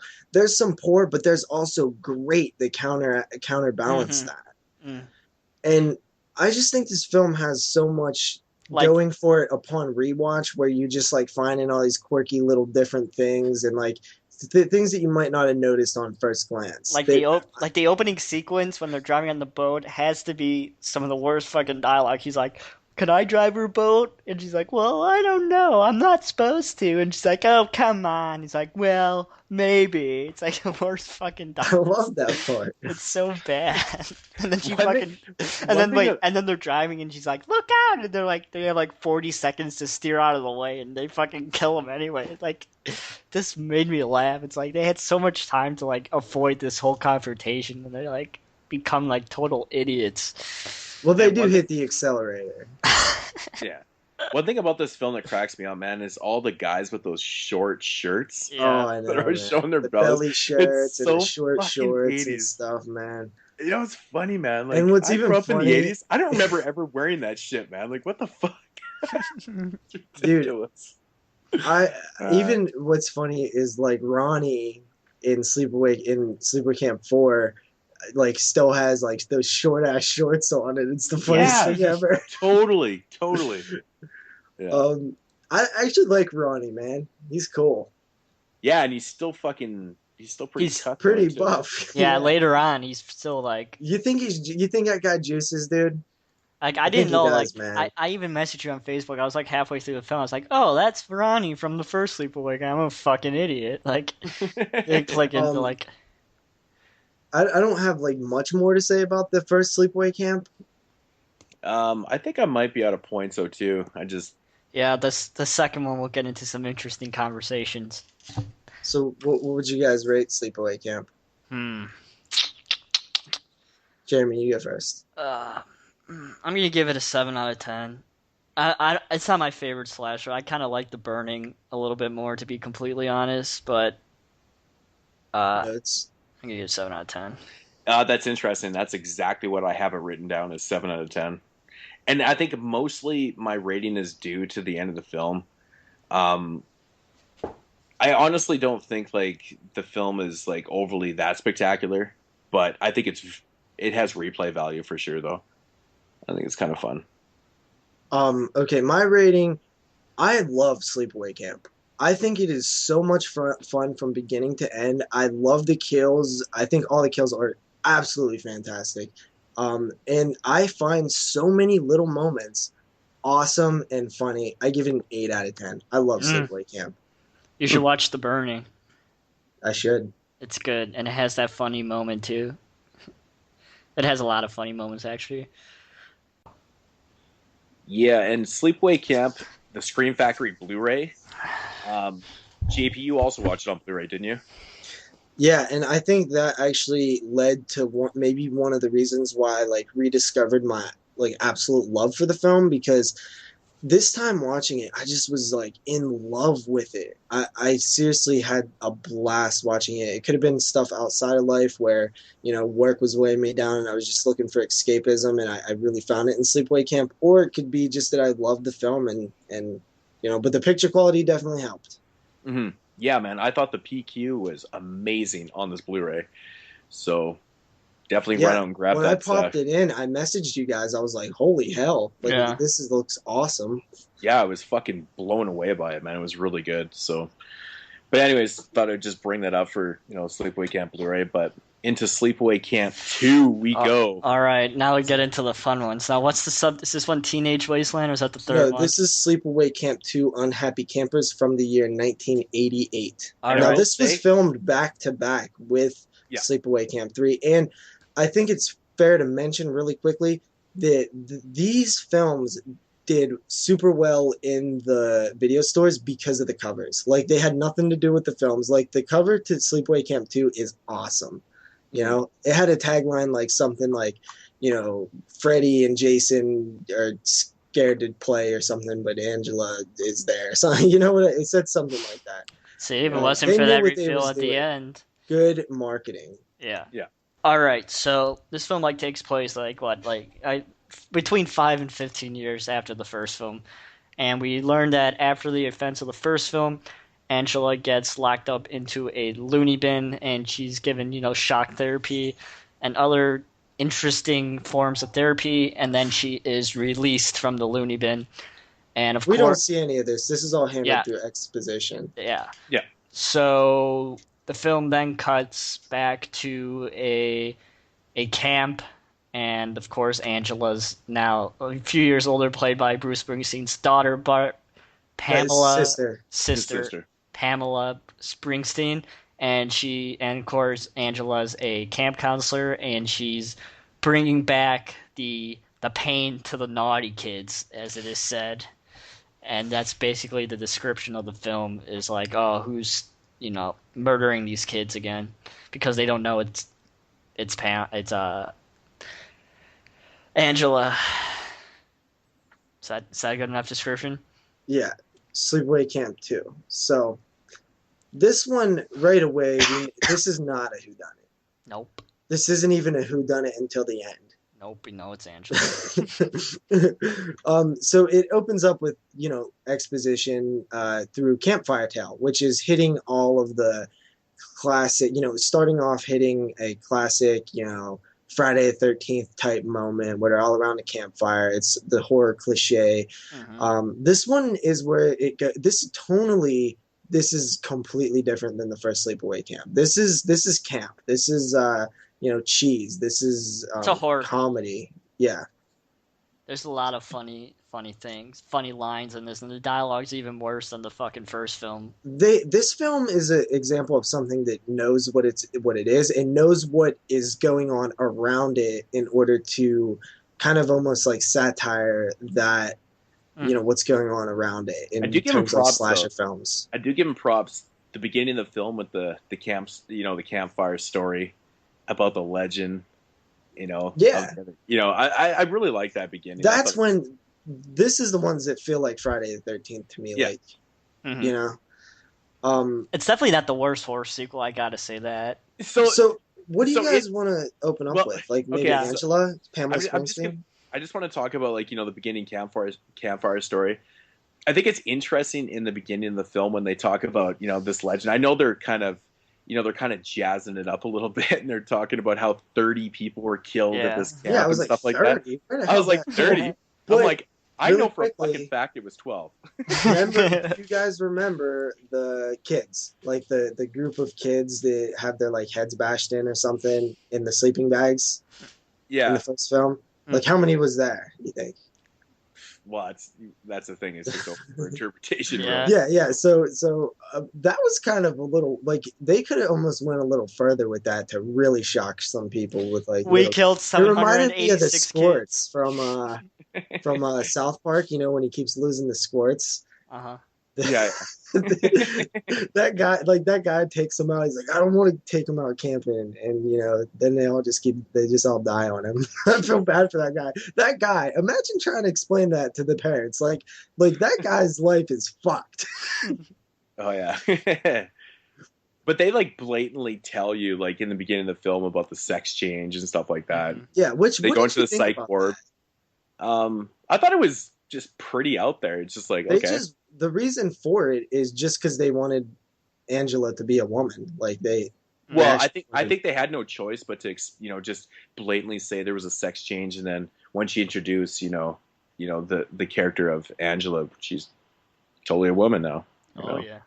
Yeah, so she's like one of the only And then when she illnesses. when she takes off her shirt and she's wearing that white thing. That's in the third one, I think, isn't it? No, that's this one. This movie No, that's the third one. the two movies blurred together. No, but they were in the cabin though, and they weren't in the cabin. Yeah, but they were. Yeah, I think so. No, they were in the They were in the cabin. Oh my One god. thing This fucking movie's fucking blur. So They one do. thing I did notice about the first thing about Sleepaway Camp 2, though, is they introduced some tits right away, which Yeah, there was we none in know the first what we're film. dealing with, I was yeah. like, oh, here we go. Just wait till the third one. There's It's a like pure lot. tits. Yeah. Well, Like, I think the second one might even have more, right? It could. Yeah, It no, might. the second one definitely has more, I think. yeah, there's a I lot think- of tits in this one. I think a lot of it has to do with the tit patrol. Remember the two like 12-year-old Yep. boys that are on the tit which, patrol? which when we get to Sleepaway Camp 4, like that'll be a whole different thing. I love when Angela catches them and they're like, "Did you take the picture of Angela?" And it's like, Yeah, is the one of Angela in there? oh shit, that made me but this- laugh so hard. This movie basically is it's a horror comedy, man. Like I mean, Oh, this is where straight Angela, all her one-liners when she's doing shit to people, like Especially at the ending when he's like, "Oh, his head's on MTV," and just fucking heads in the TV. I was like laughing so hard. yeah, Yeah. shit like that. Like one of the first kills in the film, I think, is when she cuts out the tongue. Yeah. And just what she says, and I'm just like, oh, fuck, this is awesome. I don't know. It's So- enjoyable. This is one where they take the cliches of like don't smoke weed, don't have sex, don't do that, and they actually point out like this is why Angela's killing people. Yeah. Like she's just a wholesome good person. Like it's Well, not it's no Angela- longer revenge. Angela is, she's a clean-cut girl. She's openly admits that she's a virgin. Mhm. And Yeah. this is what she hates about people, everything that she's not. Which Yeah. Right. I kind of had a problem later on in the third film, but we'll get to that next. Well, in the third film, What? she just wants to camp, man. She's just trying to camp. I don't think she should have killed that kid that she killed when she was tied to the tree. The guy Alright, the guy that wanted to fuck her, but we'll get We'll into get that. to the third one. So Sleepaway Camp 2 to me, this how I always talk about I hate films that try to be bad. Mm-hmm. Yeah. This one isn't in that boat to me because this one seems like it has some heart there. Like it's has these cheesy like bad moments, but it's still done in like this sort of almost classy way. Yeah, it's definitely not on the level of the third one. I think that this movie is a perfect example of a sequel that really tried to amp up, Mhm. from the first one, because this movie has 19 kills overall in the film, which is obviously quite more than the first one. And Yeah, I think it has more gore, blood wise, not like It does, but I think this movie has, not the most inventive kills, but there's a lot of That she kills toilet somebody- kill is mean spirited, dude. Okay, I was just getting to that, and this movie, she kills somebody in a totally different way. Mhm. I think the outhouse kill is brutal, Yeah. gross. I think it's Yeah, nasty. dude. and she has It's like shit on her face. I'm like, oh my god. When she plops her head out there, and she's got those. And she has lumps, an open it's like, wound oh. on her back. She stabbed her in the back. Yep. Yeah, totally. And it's like it's getting like all like infected from the shit and stuff. It's like just kill me already. Ugh. But you have to admit, though, man, like she's fucking vicious in the film. Like she has no remorse for anything. Okay, the perfect example of this is when she burns that dude alive. Yep, and he's yep. It's like it's so brutal, and I just love like how She to the likes point she is. likes fire. We see that throughout like the third and the fourth film that Miss Angela likes to fucking light people up. Oh yeah, man, she likes her fire. Yeah, I don't know what it is about this one, but it's just like I think it's a good blend of like boobs and kills and like cheesiness and Yeah. like funny one-liners and honestly I think Pamela Springsteen kind of like got the character, like she got the tone of the movie really well. I still think she can't act worth a shit though. I think there's moments in there, man. Yeah, I mean, I kind of agree with Jeremy. Like, she's not the best actor in the world, but at the same time, her caliber of acting, I think, is very on the level of a lot of the other actors that are in the film. And Yeah, stuff. it's what's going. It kind of fits. Mhm. Yeah, like if you look at the scene where she's sitting there telling the girl about this story, and in the background the boy's like opening that cabin. Like I thought that was some okay acting. She's like not paying attention. Like, kind of worked for me. So, my whole thing with the film, though, is like, I don't know if you guys watch this one for the first time, No, this week or whatever, but I've had the box set for a while. okay, so you know, like when it all comes down to it, and she's kind of got like all the bodies like in the Yeah. cabin, like out in the Yeah. woods and stuff. It's like, here, you could have Billy keep you company. I'm like, oh my god. Like I thought that shit was so fucking funny to me, man. Like I remember the first time I watched that, and I was like, ah, really? She's just like killing all these people and just like Storing she's their just bods. stashing their bodies in this fucking abandoned She's cabin. like, don't you want to eat? You haven't eaten all day. And it's like, are you fucking serious? But it just showed that, like, I mean, it seemed a little out of character. Like, I understand, like, she's completely insane and she's killing people for these reasons, but she's storing the bodies for why? Like, what's her reason? Well, what's So she she gonna do doesn't- with them? So they're not sitting out in the middle of the, like, everywhere. I She mean, learned from the first film. I guess you could put it like that, but I get what you're saying though. Like, It just- yeah, it just it's annoyed- like- it it's just almost annoyed me. done- but it's almost done in like a maddening way, Yeah. in a way that's like Norman Batesy, which is totally not what she is. Yeah, or like, and, which is and like, that's exactly my it's point. like- Is it just like boggled my mind. It's like, are these fucking camp counselors that retarded? Like, oh yeah, I sent her home. I sent her home. I sent her home. Like, you really think she would send them the whole fucking cabin without like I don't- noticing something? but there was funny moments with that, like, hey man, where did Buddy and Buddy go? And then, oh, they went on a beer run. Don't worry about it. They'll be back later. Yeah. It's like, no. Yeah, There were dude. so many funny scenes that just cracked me up with that. I was like, oh fuck. But yeah. And dude, the come on, man, the Freddy glove Yeah, and, Jason and the. Jason, and then she's Leatherface. How 'cause did she puts not the get- kid's How face did they on. not get That sued? is awesome. How did they not get sued for that shit? Dude, that whole Freddy, Jason, Leatherface thing was so awesome. And Michael. So now, Yeah, if anybody ever asks who would win in a fight between Leatherface, Jason, and Freddy, I think we got to go with Leatherface. I think we have to go with Angela. Yeah, yeah. But yeah, this film is amped up on all levels. Obviously, the kills is so over the top comedy. Yeah, and that's the the sex is whole up. tone of It's it. the whole film is like it's like so much sex. There's the funniest fucking line in this movie ever. I laughed so hard at this part, You don't got AIDS I in nothing, do you? dude. I literally have that fucking quote, man. Do you, like Yeah, after they have dude.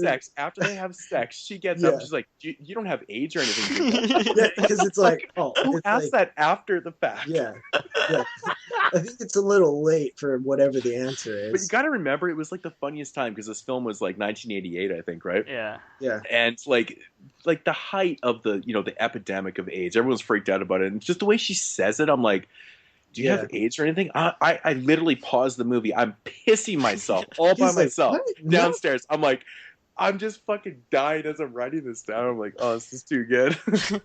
There's a couple times in this film where I just crack up, man. It's like, it's one of those things where they absolutely know what they're doing. They're completely aware of everything that's all the cliches and stuff, and they're using them, and they're doing it in a fun, campy way that's not just like, let's be as bad as possible. It's just a fun experience. It's by no means like a good film, but it's fun. Yeah, it's totally that that just explains it all, man. It's just a fun, cheesy, ridiculous film, and with This a is- major high body count. Like, pretty much. Well, this is another issue that I actually, I thought about it towards the end. Like, there's 19 kills, but the last, I think there's a few towards the end that are off screen that really annoyed me, because all of a sudden they just kind of cut into the I think into the office scene. I think it's the office, yeah. And all of a sudden they're just dead, and I'm just like, what? Like, what the hell is that, man? Like, why did they show? They should have put that on screen because it didn't really make a lot of sense. I was a little bummed there was like no mention of like really like Ricky and them. They did bring up part the two. aunt again. They did bring up aunt. Yeah, like because she's like, that's what my aunt always says. Which, yeah, I mean, Mm-hmm. the aunt character is just fucking Looney Tunes. Yeah. But Sleepaway Camp 2, man.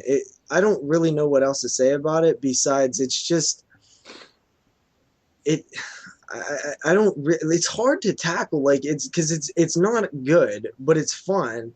But you can't really explain why it works so well. I think Sleepaway Camp worked so well because they were just killing off people in different ways. Yeah, make it and work. also this is the film that if you somehow found out about it when you're a kid, this is the one you rent all the time because you're gonna see a lot of boobs, you're gonna see a lot of, gross kills, you're gonna see a lot of humor that you don't even get. Like I wouldn't even got the AIDS thing. Um, but this is the one you go back to. You see the cover, it catches your eye with the Freddy glove. You know that there's boobs in it, so you rent it all the time, over and over again. And like it's kind of the one that you try to hide away from the parents, like because it has so much boobs in it and stuff. There was one scene in the film that I just thought of right now. The scene where I can't remember the kid's name in the film. The kid that was dressed up as Freddy, that gets his throat slashed by the. That was good. That was a good effect. It was a really good effect. Slit. But leading up to that, though, like they're just like walking through the bush, and all of a sudden he's looking for his glove. Yeah, and It's like how the hell would you even lose that? And how could you not find it? It's like, are you fucking stupid? He's on all fours, and he's like, but they don't like. They just kind of jump from them to him, like on all fours, like looking for this fucking glove. I was like, what the fuck? It was kind of bad filmmaking, but it was still pretty comical. Yeah, what do you expect? Yeah, it was fun though. It's a fun film. Yeah, I really enjoyed Sleepaway Camp too. Way better than Sleepaway Camp 3. I think this is a perfect example of what a cheesy '80s slasher film should be. At its like throw all like storytelling out the window. Let's go with this crazy idea and make it over the top as possible. Cram as much boobs and blood as the MPAA will allow us to. Yeah, and let's roll with it straight to video, guys. Yeah, Sleepaway Camp too, man. It's fun. It's fun. Yeah. There's nothing else you could really say about it besides it's fun. Like, there's no way you can defend it as like. It really doesn't add anything to the plot line. Like crazy and fun. So ratings on Sleepaway Camp 2? I give it a 7. 7. I give it a 6. Probably kind of high, but I gave it a 6. My enjoyment for these films are just—they're not good, but they're good in the way of they're just so fun to me that it goes. It makes my even Return to Sleepaway Camp. Get that. well, let's get there. I give Sleepaway Camp 2 a 6.5. I think it's really fucking fun, man. It brings me to tears in a couple parts, and I like the fact that the body count is so fucking high in this movie. Yeah. Man. There's literally a kill like every 2 minutes in this movie. If you break it down, everybody. If you break it down to time to kills, there's a kill every 2 minutes in this movie. It's insane. Well, she starts it right up in the third one right away. So yeah. So I mean, that's a pretty good kill. I love the opening ratio. to the third one. Oh my god, it's so bad. What is the all right, the Sleepaway Camp 3 Unwanted Teenage Wasteland from Teenage 1989. All right, so the film opens up with this girl getting ready to go to camp, and her mom doesn't want to drive her to the bus stop, so she's forced to walk by herself. What did her tattoo say? Like, I wasn't paying attention. I was just waiting for the hilarious. I was just waiting for Angela to show up, and the way she shows up is just fucking hilarious. She's driving this garbage truck down this fucking street, and I would assume it's in New York. And she's driving this, and she's got this fucking wig on. And this is so funny. And then she fucking like goes off road, and this chick's like barely like jogging, and you can obviously tell that she's like not even running at full speed. And Angela's just like driving off the road in this giant garbage truck, but you don't know it's Angela. Like, you don't see it's Angela, but you know it's Angela. And then when she fucking kills her, you don't even see her like get run over. It's just like cuts to the title screen with an awesome song, by the way.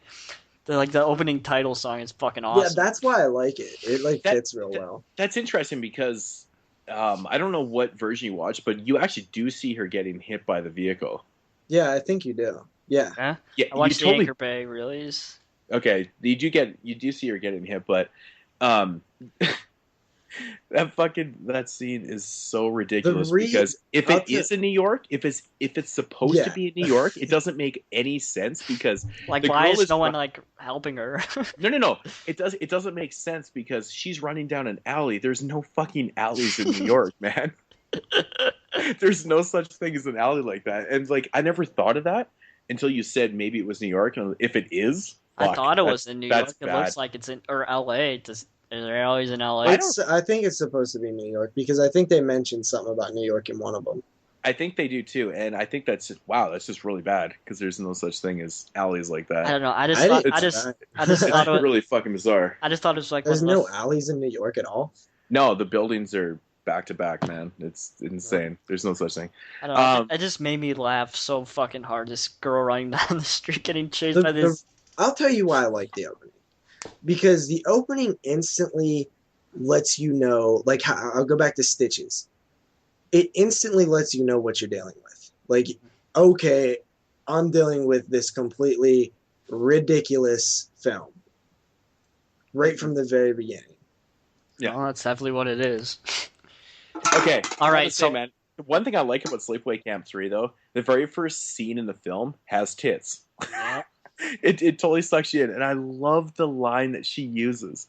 She says to her parents, she's like, "I'm going to camp and I might never come back." And then she fucking gets whacked like a minute later. I think Yep. that's so brilliant. Yep. I think it's so funny. All right, so then the film cuts forward to this camp that's being run by this one guy who's obviously a fucking pervert, and this lady that reminds me of Stewart's mom from Mad TV. If any of you guys know Mad TV and the character Stewart, that lady totally reminded me of Stewart's mother. But So Angela trades places with the girl she kills yeah, so she can get back to camp because she just wants to camp. thanks, Okay. Thanks, JP. Okay, getting into that. Okay, in the scene where they're introducing all the kids on TV or when they're filming them, dude, that is some of the most awkward acting ever by all those people. Yeah. Yeah. It's like they shot that in one take, and then they're just like, "Yeah, that's good enough." And that wood shot. Oh, fuck, it's bad. Where are you from? It's bad. I'm from Detroit. And then he Yeah. moves on. But I love all the characters are so stereotypical, though. So Oh, yeah. stereotypical. Yeah, that From guy where from they are, that guy from Chicago. where I their think, races. Oh man, Yeah. it's so bad. Yeah. But I you mean, can the also dude- tell that they're supposed to be like that. Oh, totally, and that's what makes it so comical. Like that. You know, that, it's so stereotypical. that guy from Chicago, the spray paint guy, totally reminded me of the two stoners in Return to Sleepaway Camp. It's like they look fucking identical, and their antics are like fucking identical. Just like made me laugh when I was watching Return to Sleepaway Camp. But yeah, My overall idea behind Sleepaway Camp, like overall what I think of it, Sleepaway Camp 3 that is Sleepaway Camp 2 and 3 were filmed back to back, and I feel like they blew their wad in Sleepaway Camp 2. They used all their best stuff, and then whatever was left over went into Sleepaway Camp 3. yeah, and it sucks. Mhm. I think it's ass. To be Yeah, there's- completely honest. There's a lot of funny moments in this film. Like I like the part of the film where I think where they're one of the first fishing scenes that you see. And she pulls And up the mask. Well, yeah, when she pulls Yeah. up the mask, and then the guy's like, firecracker, and then he lights the and- firecracker. and then the guy's like, what's the date again? Like, oh no, it's Saturday the 14th. Yeah, like they know what they're doing. Like that shows They're you totally- that they know what they're doing. I Oh, like it. totally. It's so funny. I thought it was pretty Yeah. cool. This one is more to me like the cheesy lines and stuff seem like a little more.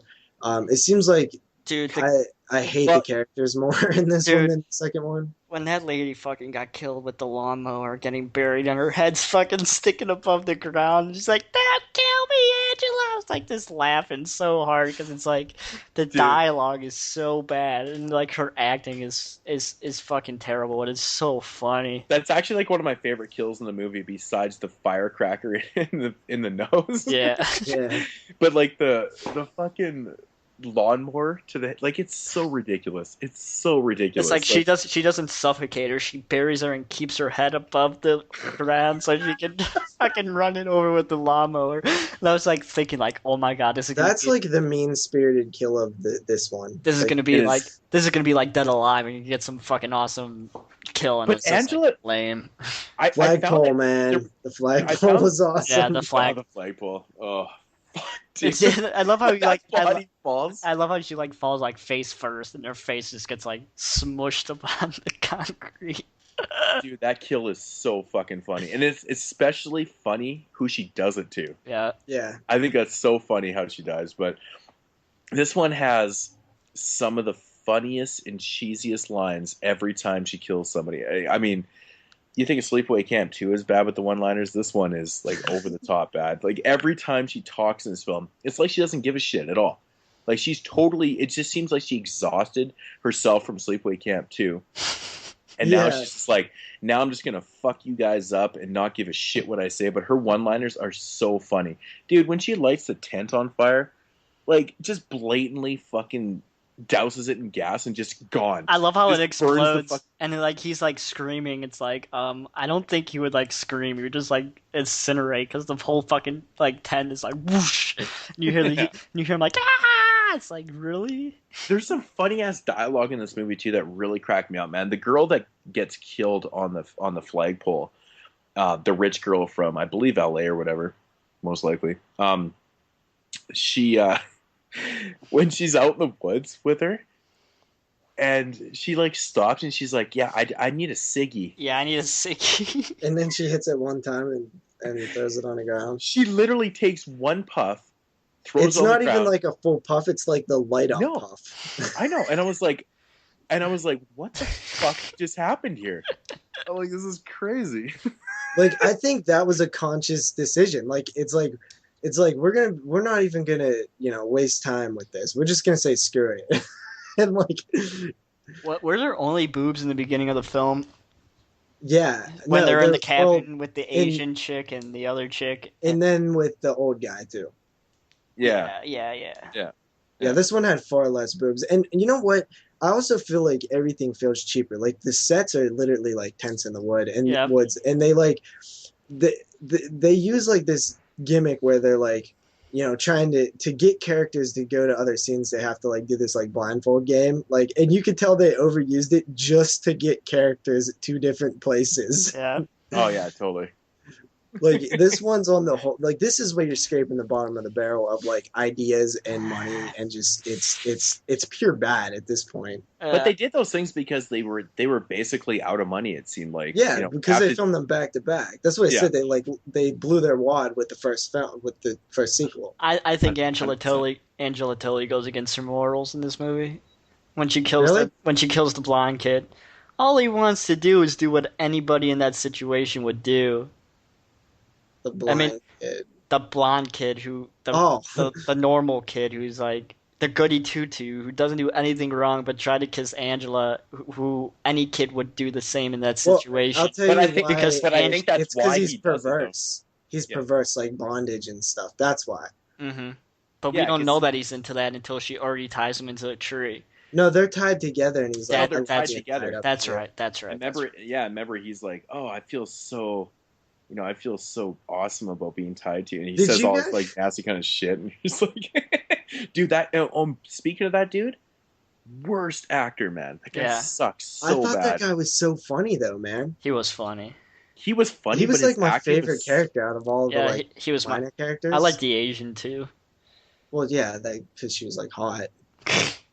Yeah, I don't know. I thought the film was just It didn't live up to the kills. I love the kill with the bondage kid with his arms flying off. It just made me laugh. That was kind of brutal. Speaking of the kills in this film, man, I feel like this movie is like totally cut though. Yeah, you don't even like see her head get run over by the lawnmower or anything. No, there is. I think that on the Anchor Bay box set, there's removed gore. No, they're almost positive there's removed gore footage, and it's like work print quality. Like you can on the special features and stuff. Yeah, do you have that edition? Yeah, I do. Let me see. I just never just watched deleted scenes featuring additional gore footage. Yeah, I remember checking it out years ago. So why the fuck wouldn't they edit it into the film? I think because it's such poor quality, like work print stuff, like similar to Friday the 13th Part 7. Just wait till you see the Cabal cut. Yeah, I mean. But you can tell though the editing's pretty bad in this film. Mm-hmm. It's pretty bad, and like it totally just cuts away like right mid kind of fucking kill or whatever, and I'm just like, oh, for fuck's sakes, you can completely tell that shit's cut to hell. But it's unfortunate, man, because that would have made the film, I think, a little better. Having some of Yeah, those it kills. definitely would have. I think it would have, made it I don't stand know. a little bit. But the, overall, the ending was cliched. It was her in the ambulance. It felt like I was watching fucking Yeah, but that's Halloween like part. this whole fucking film is Halloween. like that though. Yeah. Like everything is. To be honest, man, I think I like this movie a lot more than you guys did, but I think it's terrible fun. I like the love that. soundtrack. I thought the soundtrack is fucking awesome. So do I, Moodz. It's like- I'm with you. I actually do like this one too. Yeah. And Well- it's bad, but it's a step down from 2, but you're kind of getting more of the same stuff, Mhm. just lesser quality. And that's a perfect way example, or talking about the film. It definitely is a step down from 2, but I think it has some merit to it, man. It's not. It's I agree. enjoyable. It's enjoyable, man. I mean, for fuck's sakes, dude. I think it's so funny the counselors that bought the place in Sleepaway Camp 3. They're obviously so concerned about, getting out about, all these murders and stuff like that. But, I just love the fact that, like, the husband is just straight up cheating on his wife. Such a perv. Like, he just has no morals at all. He's just like, hey, I'm in a different campsite, so I'm just gonna go fuck some girls right now. You know what I actually did like though? I like the little like the callbacks to part 2 where the mask was one, but then she says, "Isn't there an old cabin up there? Where those murders took place?" And then there was something else too. How she's sitting there, like when they're like, "Does anybody know the Happy Camper song?" She's like, "Oh, I do," and like then it goes away. Like it cuts to Sleepaway Camp 2. Yeah. Yeah. Yeah, so that's pretty much my thoughts on Sleepaway Camp 3. There's not much to say about this one. Okay, ratings, everyone. Oh, wait. Okay. I just thought of one more part in Sleepaway Camp 3. I have to mention it. Cracked me the fuck up, man. The fucking girl. What is it? The fucking red-haired girl, whatever. She's all hugging up with the one dude, and then like throughout the whole film, the guy from East LA. Yeah. And then she finally reveals him. Yeah. She's like, "Well, actually, I already have a boyfriend, so you can't move out to Ohio." Why didn't you say this in the beginning when you're like wanting to fuck him and like kissing him and all this kind of stuff? It's like it was just like it felt like bad writing though. It felt like really bad writing. This is like you drop that bomb on him now, and he's like, "Oh, I guess I could come visit." But she even said that. She's like, "Oh, I guess you can just come out and visit." And he's like, "Yeah, I guess I could do that." I was like, "Are you fucking serious?" Fuck, dude, that made me laugh so hard. I was like, "Oh, burn!" It's terrible. Ratings on Sleepaway Camp 3. Well, since I'm going down 7, 6.5, I'm gonna give it a 6. But I really do enjoy it, though. I think it's actually kind of fun. But that's just me. Jeremy, I give it a 5 on this one. I give it a 5 also. I think it's an average one. I do like it though, man. I have fun. Totally is. It's way, way, way, way better than our next film. Okay. Return. Well, first, really quickly, there is a unofficial manufacture on demand, I thought Sleepaway Camp 4. I watched that shit. I thought we were actually talking about that. No, that's not actually even part of the real series. That's just some guy who I asked you if we were Moodz said we wasn't doing it. I said we're doing Sleepaway Camp or Return to Sleepaway Camp. All right. Yeah, you never said we was doing 4, right? No. I guess I wasted my time then. Yeah, so this is actually the Sleepaway Camp 4. So the guy who ran the Sleepaway Camp fan website cut together the footage from part 4 that was because in the 90s there was 1 day of shooting was done on part 4, and it's like I believe they said 70% recycled footage and 30% of that used footage. It's like 34 minutes of footage. Yeah. How did you watch that? Did you buy that? Amazon on demand, bitches. It's $2. Wow. Yeah. Well, since me and Moodz didn't watch that, care to briefly talk about that one? Like when we were talking about the kids with the nudie, taking the nudie pictures, that's in there. It's like Silent Night, Deadly Night Part 2, but with the newer footage intertwined with that. Like it has just the new footage. Talk about just the new footage. Is that what they did? Yeah, it's like Yeah. it's like Sleepaway Camp 1, 2, and 3 intertwined with like the new footage. I felt like I was watching Silent Night, Deadly Night 2, like the whole first half of the film. So But Flash, at least Silent Night, Deadly Night 2 like has like a story. Like did the new footage in this even have like some kind of story? not not really, to be completely honest. Like I think it's like somebody from. It was about a girl who. This is what I tried to fucking piece together. It's like about a girl who's like one of the survivors from the first sleepaway camp, and she's like having like these nightmares. So she goes and revisits the campsite from the first film. And that's where you get the flashbacks. Yeah, and then like some fucking Angela comes, and it's not even fucking Springsteen anymore. It's some other chick, and that's about it. There's not many scenes with Angela. I think there's like, from what I've seen, there's like one original scene with Angela. Besides that, like, it was not worth my money to be completely. Yeah. And I feel bad for whoever paid fucking $15. I know a guy who actually did pay the $15. Well, He was so disappointed. that sucks. So yeah, on to Return to Sleepaway Camp. There is a poster for it though, so like an original poster that. Yeah, yeah. Mm-hmm. Mm-hmm. All right, can I like to call this one?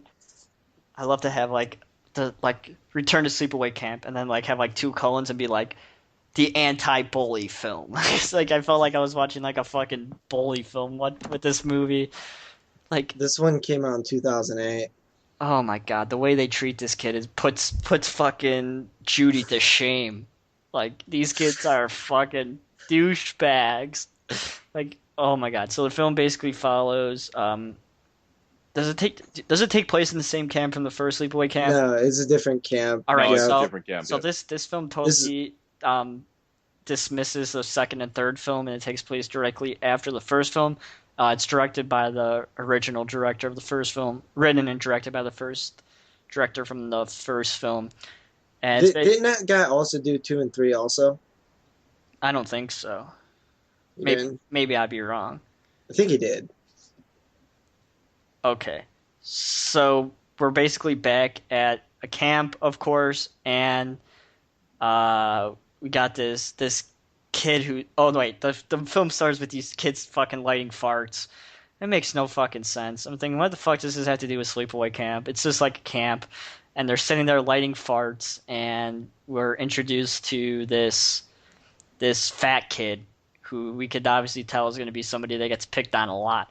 And throughout the film, that's why I said it's like an anti-bullying film. This kid gets fucking just destroyed. He's an asshole, though. He is a bit of an asshole, but he does not deserve what these kids do to him. I don't know. Do you deserve that he deserves to get pelted with paintballs like he did, dude? Well, let me just tell you this. If I was young, their age, I would fuck with this kid. I'm a different person now, and I wouldn't have did that now. But back then, that kid would have got fucked with bad. To that extreme. I might have shot him once or twice. And that camp counselor, that camp counselor in his cabin was the biggest fucking douchebag ever. He's like, oh, stop being a fucking prick and all these kind of things. I was like, that doesn't sound like any fucking camp counselor I know. But then this guy tries really hard for people not to like him. Like he's doing anything he can for people not to like him though. Okay, Yeah. seriously, Alan is the most annoying person ever to be in a movie. You would have shot him once or twice, right? I would have chopped his fucking head off, man. You would have put this one or two guy paintballs into him. This guy is I can't handle him on screen. He's like, all he does is what about my fucking- frogs? It's like, oh my fucking god, fucking shoot me. So basically, in my opinion, Return to Sleepaway Camp is a remake of Sleepaway Camp, except for Alan is being bullied, and then obviously it's a little different. But like seriously, this movie, I don't know. Do you guys feel the same way? Like, Like, is it? I laughed so hard when he said, "Hey, don't be such a big pussy" to the guy who played Big Pussy in The Sopranos. I was like fucking pissing my pants. Oh, you caught on to that too, man. I love that line. Yeah, he's like, that was "Hey." actually pretty funny. He's like, "Hey, don't be a big pussy." I was like, "Ah, that actually is Big Pussy." It's like I didn't know that. I never seen that show. he Hit- totally. his fetish with that bird just made me laugh so hard. It's like Yeah, that was ridiculous. you fucking love that bird. I'm surprised like you didn't like kill that bird. Like So back to the brief story. This is a whole new camp. The only thing that's kind of related is Ronnie's there from the Yep. original Sleepaway Camp, and he's a counselor. he's still and jacked. there's there's the Alan kid who's like obnoxious and annoying, and people are picking on him, and people start dying. That's your story. Now, honestly, guys, but people don't start dying till like 40 minutes into the fucking film, dude. No. There's a kill right within like the first 10-12 minutes of the film, and then there isn't another kill until about 55 minutes into the film. With the kid who's smoking joints that reminds me of the spray paint kid from Sleepaway Camp 3. Burnout or whatever the fuck his name, or weed or whatever the fuck his name is. I love how they call him blowjob. It's fucking made that was funny to me. And there's like, and he's trying to sleep with it like blowjob. I was like, fucking, this made me piss my pants laughing. It's so okay. bad. I'll tell you right now. So this whole thing could have ended if little old Alan would have just punched one of them in the face. Okay. Anytime you're getting picked on, just punch the first person in the face and you won't get picked on anymore. Done, over, your problem solved. But anyway, I actually like this one. Isn't that crazy? What? Yeah. Are you high? Nope. Oh my god, JP. This movie's right up there with Bloody Homecoming as being like... Really? Yes, Fuck, it's... bad. The dialogue is bad. Yeah, I got a lot of problems. Yeah, but the with this. dialogue was bad in all of them. But now No, it's just like, it doesn't even feel like a Sleepaway Camp film. No. This movie is actually just annoying. Like, Yeah, well, Alan is the that kid worst is character really ever. annoying. But I find it annoyingly funny. really Yeah, not me, man. I find it so bad. Like that black chick just is like, oh my god. Can you be any more fucking stereotypical? Like the fat black chick who like stores, what are you, fucking Cartman in Fat Camp? Fucking storing your fatty goodies under your bed? Like, that kid is just so over. Like, I mean, he's being bugged and stuff, but he's taking it to like extreme levels every single time.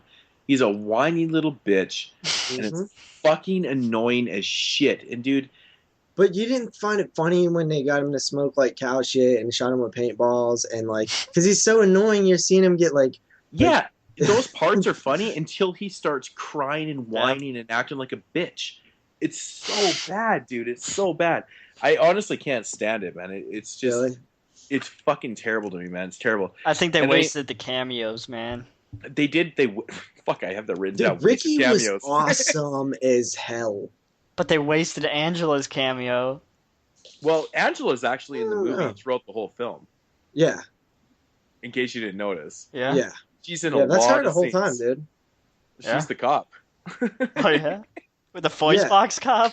Yeah, Oh, you didn't see really? at the That's end. her. That's her the whole time. Oh, really? Yeah. I didn't even Yeah, notice that. so the reason I know how you said like it's a remake and stuff, I didn't really get that. I know that the Fry bat is like kind of redone, but if you think about it, it's the same person doing it. They're gonna do what's familiar to them.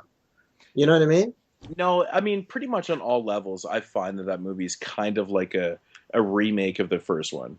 That's just what I like. I mean, to the extreme levels. I mean, obviously, they didn't fucking harass Angela to that extreme, and Angela didn't react to that extreme levels either in the first film. Like, this one is just so over the top. Now, I want to bring up one thing. They always say that they totally ripped off a kill from Sleepaway Camp 3, and you know what I'm talking about. It's totally the funniest fucking kill in the film. But when they say, we're trying to create we're ignoring the second and third film, when they Who actually said that? I swore I read on the everywhere. But it's never officially like stated that. You know what I mean? Like that you assume that they ignore it because they say Angela was in the hospital for 20 years or whatever. Mm-hmm. But it's not impossible that she could have escaped, and just through exposition we didn't learn that. But Okay, you but take- even if she didn't, that doesn't mean that they have to fucking steal a kill from fucking Sleepaway Camp 3, which is obvious when they. I don't think that you can steal something that you own. Well, they obviously stole the same exact kill. They tied him up in the same exact fucking way, and they fucking. They tugged his penis off. That's Okay, and they it's a little tugged different. and they tugged his arms off with the same fucking Jeep and the same everything. Pay attention. Go back and watch the third kill and see it's the same exact Jeep that he fucking gets his arm teared off when he's tied against the tree, when he gets his dick tied off, which is fucking hilarious. In Return to Sleepaway Camp, same Jeep and everything like that. I don't know. That's the way I don't know saw why it. that doesn't bug me though. It just bothered me. It's like, Okay. can you be any more blatant of ripping off Sleepaway Camp 3? Like, Well, I mean, But it's when the you same franchise though. but they were ignoring him though. But they What still about- exist no matter what. What What if about they're ignoring them, then they don't exist? Sorry, Moodz. what about the fucking deep fryer kill? I mean, that's Yeah. just an amped up boiling water kill But from it the makes first one. sense though, right?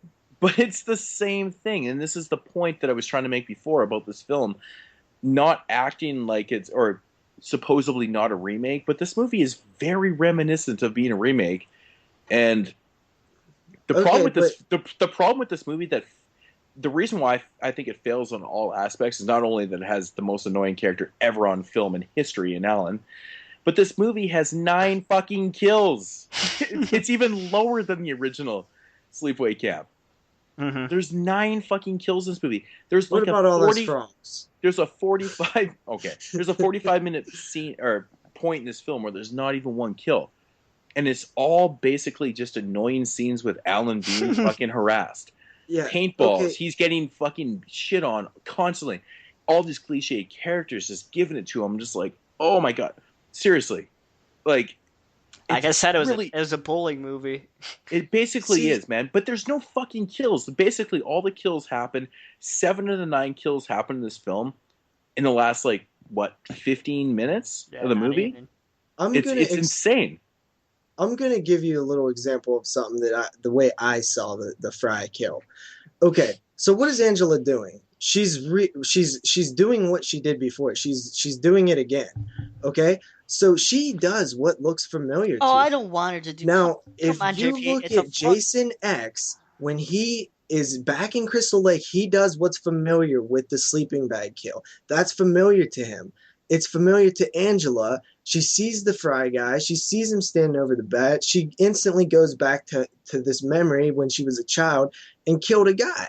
If you look at it from the character's point of view, yes. From filmmaking, come on, do something new. Yeah. I mean, that's why that's my point of it being a remake. If you do something different, then it would just be like, well, it seems more practical. It seems like it would work better if you're doing something different. Don't be taking these I kills from these. agree. You know what I'm saying? But it's like a return to Sleepaway Camp. Like it's all coming back years later. Like I'm kind of seeing what they was doing. Like, oh no, I totally understand it, and that's what I'm saying. It's basically her coming back to Sleepaway Camp and then reliving Sleepaway Camp. It's a fucking remake. That's the problem. You could have it her coming back to the Sleepaway Camp, which is obviously a different camp, and we know that, but have different kills and just change things up a little bit. But like I said, the kills and stuff in this film aren't even my biggest issue. It's the fact that it's fucking annoying. Dude, Alan is horrible. Yeah, you want to feel for him, but you can't that. because he's a piece of shit. He's a fucking piece of shit. I told dude. you, he's so annoying. How close was I? I told you I was going to turn it off. Like I was really having a hard time staying awake because it's like I really don't want to go to bed. Like I can't even believe I've ever watched this movie 3 times now. This is the 3rd time I've watched this movie in my life. Watch it again. And I'm just like, oh, dude, I just wanted somebody. Maybe it would work better if Alan wasn't as annoying. Seriously, you should have to feel for him. In the first Sleepaway Camp, you feel bad for Angela because she's fucking quiet. She's getting picked on, and she's not saying anything to anybody. And they keep picking on her, and you feel fucking shitty for her. Alan is retaliating constantly. You feel shitty. In defense of your argument, if that kid was just like Angela, then it would be a remake, right? Well, totally. I respect that point. I respect that point. But I mean, don't you agree that his character was? Oh, he's so bad. And what I think they did is they wanted to go for this like hardcore, like brutally honest, like they are tormenting this kid, but they made the bad decision of making him way too annoying. But also, I want to go back to the kill thing. There's the nail and the mattress kill. There's the rat kill. There's all these other kills too, and then there's one that it's like a little throwback to the fans of the original. Like, yeah, you guys, check this out. This is the fry kill. Like, I kind of saw it more that way. Like, it's like a little nod to the fans of the original. Yeah. In speaking of not kills, but there's a scene in the film that just, oh man, it bugged me so bad. Okay, when the guys are beating the hell out of Alan with the croquet stick, or when he's getting beat with the croquet stick, it's. I understand low budget filmmaking and stuff, and sometimes things slip and some things happen and they get caught on film, but you can see the pad in his back when he's getting hit with that thing. Yeah. It's sticking out the top of his shirt, and I'm like, come on, you guys. Like, no seriously? For that stuff. That's so fucking bad. I mean, there's stuff like that in Jason movies and Elm Streets and stuff, but I mean, I've always like hated that stuff, but I wanted Ronnie to say, I think this would have been genius. This would have been like the greatest nod ever to the fans of the original. When the first kid dies, when he's like, smoking the weed or whatever, and like the gasoline like kills him or whatever. I wish Ronnie would have been like, I remember that kid being a pretty damn good smoker. I would have died. I would have lost it right there. That is fucking because when he's talking to the cop, and he's like, it's kind of like the same scene as the original. And I just wanted Ronnie to be like, I remember that kid being a pretty damn good smoker. Dude, that is fucking priceless. Because it's like it was made to look like an accident. It's like the same thing. Like it was. Awesome. I love the fact that they made the cop look so phony. Hence, Angela and stuff. I gotta be honest, I didn't see that coming, and I feel stupid as hell after it was revealed. How do you think I feel? I didn't even fucking know. But it's a funny nod to the first one because of the cop with the fake mustache before and the fake facial hair. So that's exactly what they're doing. So I think that's actually pretty funny that they did that. But it's bad, man. Yeah. One thing I was super disappointed in, no boobs, man, because this one felt like it should have had some boobs. Dude, no tits and not enough kills. Like, I don't know how you go from, the first Sleepaway Camp having, what did I say, 12 kills? 12 kills to 19 to 16. 16 kills in Sleepaway Camp 3, which is pretty good. I don't think I mentioned that before. And 9. And and they're all pretty much in the last 20 minutes, except with the exception of like 2. And they should have had Angela's aunt in this bitch. And that's the thing that she gets brought up, I think, even in the film, doesn't she? I think so. Maybe there might be one reference to her, but I know she's brought up in the sequels, and you never get to see her or whatever. But the ending kind of doesn't make sense, because if you think about it, why would Angela be at that camp? That just so happens it's the same camp that Ronnie's in. Like what the? That doesn't even make any sense. Yeah, I didn't understand that. And but I loved that they brought back Ronnie, dude. I thought he was cool as hell, and he didn't even die. Again, he's not supposed to die. You can't kill that guy, man. That dude's dope, man. And Ricky is just like foul mouthed as all hell. I like his blonde hair. I hear that dude's really, really chill in real life. Like I've heard stories of like him just sitting at a bar talking Sleepaway Camp films with like outside of a convention and stuff, just hanging out and shit. Nice. It's totally awesome, man. It's so good. I'd sit there and bullshit. I'd be like, dude, why the fuck didn't you have a bigger part in fucking Sleepaway Camp? Yeah, because that's that. Yeah, for sure. Like less fat, annoying kid and more Ricky. Yeah.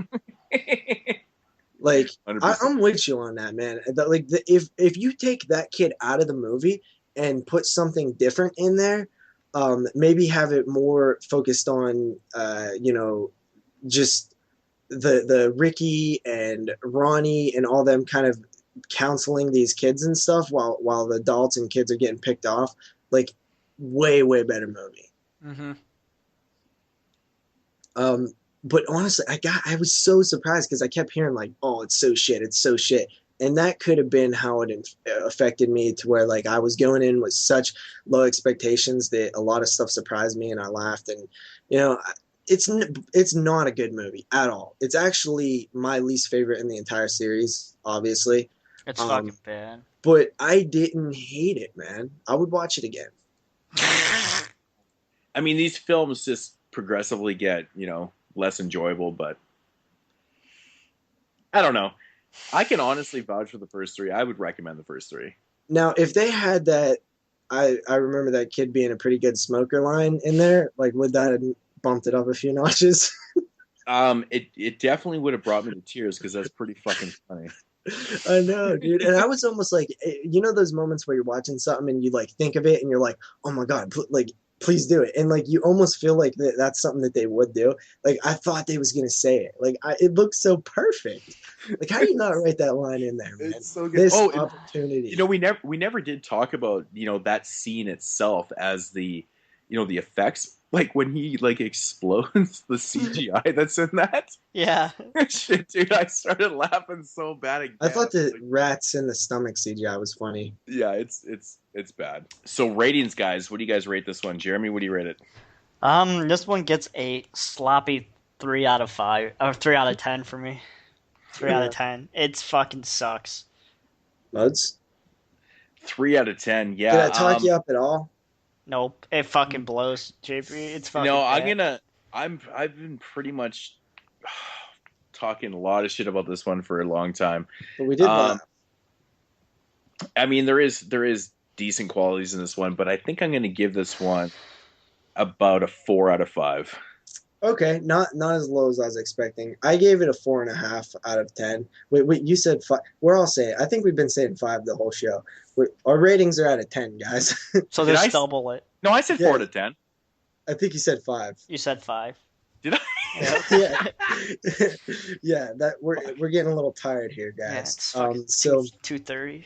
3:30 here. So yeah.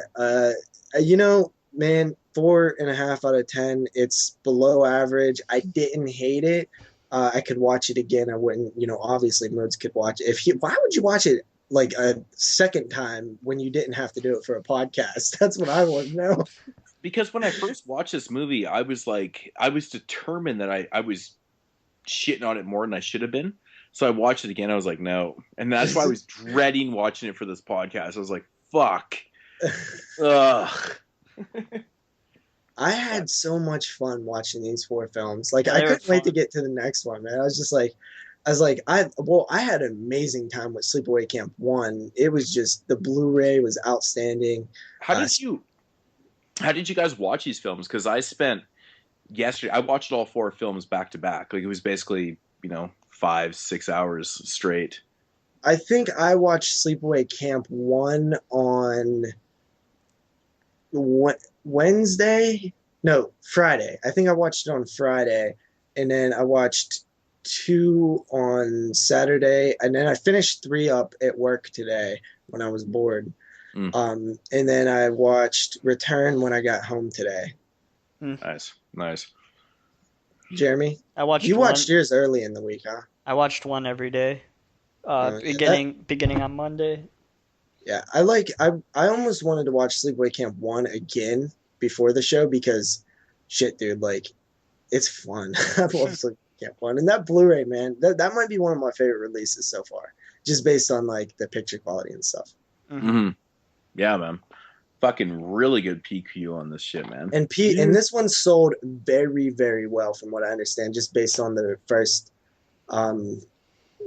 sales. I got mine like 5 days early with my poster. It was awesome.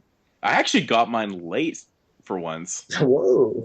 That was weird. I usually get it on the release date, but no, I got it late this week. But so remake or sequel, guys, or leave it alone. I think to end the show. Just leave it alone. I think it's supposed to be a sequel, but it's a fucking remake in my eyes. Man. No. I mean like next. Like, leave it alone, remake, or another sequel. Leave it alone. Ooh, leave it the fuck alone. No, fuck it, sequel. I want to see another sequel. Sequel, I'm down. Bring back the aunt, bring back Ricky, bring back Angela, and And yep, just have those. And shit, bring back Judy too, man. She ain't dead. She could have survived that. No, I think she's Jack JP. No, dude. Even she says that she doesn't think she's dead. That's so funny. You never really? fully see because she just falls behind the bed, right? That's true. Yeah. I mean, like, getting your vagina burnt necessarily won't kill you, right? Well, fuck, man. I don't know. But anyways, guys, I think that's going to do it for the show. I hope y'all enjoyed this conversation. Shit, dude. Vagina burning doesn't necessarily end in death. I don't know. Sleepaway Camp series. And that is going to do it for season 1 of the 22 Shots of Moodz and Horror. I really hope you guys enjoyed this season, man. It was a lot of fun. It was a fucking blast. It was a fucking look blast. forward to it every week. I love doing what we watched because it just gave me like plenty of reasons to pop in as many movies as I could kind of do. Fucking rights, man. Fucking rights. One of my favorite segments actually in the in the first season was what we watched. So very cool stuff. And yes. Should I do my usual outro? Do you want to do it? No, you can go ahead if you want, man. Go ahead. All right. So, if you want to follow me on YouTube, you could do so at youtube.com/NESRuler22. If you want to follow the man himself, Moodz616, please hit the subscribe button down below. Or if you're listening to us on the devilseyes.com or on iTunes, go ahead, youtube.com/Moodz616. He is the man. And if you want to follow JP, a.k.a. the man who hates Pee Wee Herman, you could do so at... Oh, wait. The man who hates Pee Wee Herman but likes him in the Tripper. You could do so at youtube.com/doubleshotj. And, of course, if you want to follow us on Twitter, you could do so at 22 Shots Podcast. Correct, JP? Yes, sir. And if you want to email us any questions for next season or any suggestions for anything, next season. anything like that, you could do so at the 22 Shots of Moods and Horror at gmail.com. That's 22, the number 22. And I just want to say right now, the first person who says the keyword, which is... Guys, good keyword here.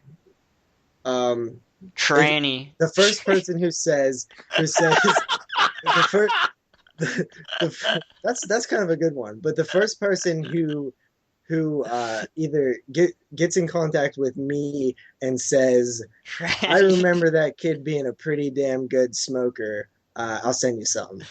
That's awesome, man. That's awesome. All right, so that's 22 Shots of Moods and Horror at gmail.com. A&D, not the fucking... Unless you Simple. live in like some foreign country, because I don't ever have a chance to get into the post office Yeah. to actually do it that way. Yeah. And of course, we will have all the links down below in the description box, so you can check that. If you can't remember all those, but they will all be down there as usual. So. Yes. All right, everybody. So, once again, from me, I hope everyone enjoyed, this season. I had a lot of fun with it. I think we all had a lot of fun with it. I think all you guys enjoyed it from stuff that we've read and things like that. So, very happy with that. And I think next season when we come back, we're gonna work on the iTunes situation, and I think we're gonna try and get most of our shows up there on iTunes. Yeah, and not right just now the we new can only shows. hold a couple. And we're gonna upgrade mics, and we're gonna upgrade, Yeah. the total production of the show. Yeah. It's gonna sound a lot better. I think that's really awesome that you mentioned that, because my Dylan actually texted me tonight and he's like, man, he goes, I was on iTunes tonight and I only see episode 19, 20 or 18, 19 and 20. 19, 20, and 21. Yeah, those 3 episodes, and I was like, oh man, it's due to space and stuff, and he's like, oh, for fuck's sakes, man. Yeah. Because he has like random ones downloaded and stuff too, and he's like, oh, because I told him to check out iTunes, and I never told him that all of them aren't on there. And he's like, where are they, man? I was like, oh, sorry, man, it's just due to space and stuff. So yeah, for you guys, just to like a little heads up, like we're not being like cheap. It's actually like, in the hundreds of dollar range to actually get the amount of bandwidth and shit that we need. It's kind of hosting is kind of expensive, it turns out. Mm-hmm. Yeah. So I hope everyone, enjoyed this, especially this show. I think we had a lot of fun with this show. Yeah, it was good times. I think everyone, brought up the comments. And if you guys have any any suggestions of films that you think we should talk about maybe next time or next season, or even ideas, or for any shows. ideas that you have for the show, you could either, Hell, if you follow even us. want to come on and tell me why Texas Chainsaw 3D sucks, we could probably work that out. Yeah, so there's always tons of ways you could get a hold of us, either on Facebook at the 20 Shots of Moods and Horror fan page. Lots of awesome dudes. We will not, of course, not be fanking from over there. We'll still be on there during the summer. So if you guys want to go over there, we will, of course, chat with everyone over there. It's always a fun time, always great discussions and things like that, all things horror. So that should be it for me. JP, do you want to say anything? Big shout out to some of our main supporters like David and Dubby, Adrian, Emperor Corndog, Martin, of course, Zach. I mean, you guys comment every week and stuff. That's really awesome. Am I missing anybody? There's lots of people, man. There's Don's Bombs. Yeah. There's lots of people that comment every week, and off the top of my head, those were the ones. And even if you names are easier to remember. And even if you don't comment, we see the views on Mood's channel. How many people do we would assume would listen to the show? So we appreciate everyone, all you guys too, who listen to the show, even though you don't get the chance to comment or give us feedback or anything like that. So yeah, if it wasn't for you guys, we of course wouldn't be doing the show. But we do appreciate it, man. That the having the top fives and stuff, and I mean, we love the feedback. It's one of my favorite parts. I love when you guys actually ask us questions too. They're always fun to answer. Yeah, I'm kind of pissed off I missed last week because the most disturbing film I would have had fun with. Yeah, and that's the thing, man. The questions, which we actually didn't do this week. We never had any questions. We never asked for any questions. I didn't post anything. No, we didn't actually even. I don't think even we brought it up last week, but yeah, that was maybe that's probably a good thing because this thing probably might have been 19 hours long with the questions, but it's all good in the hood. But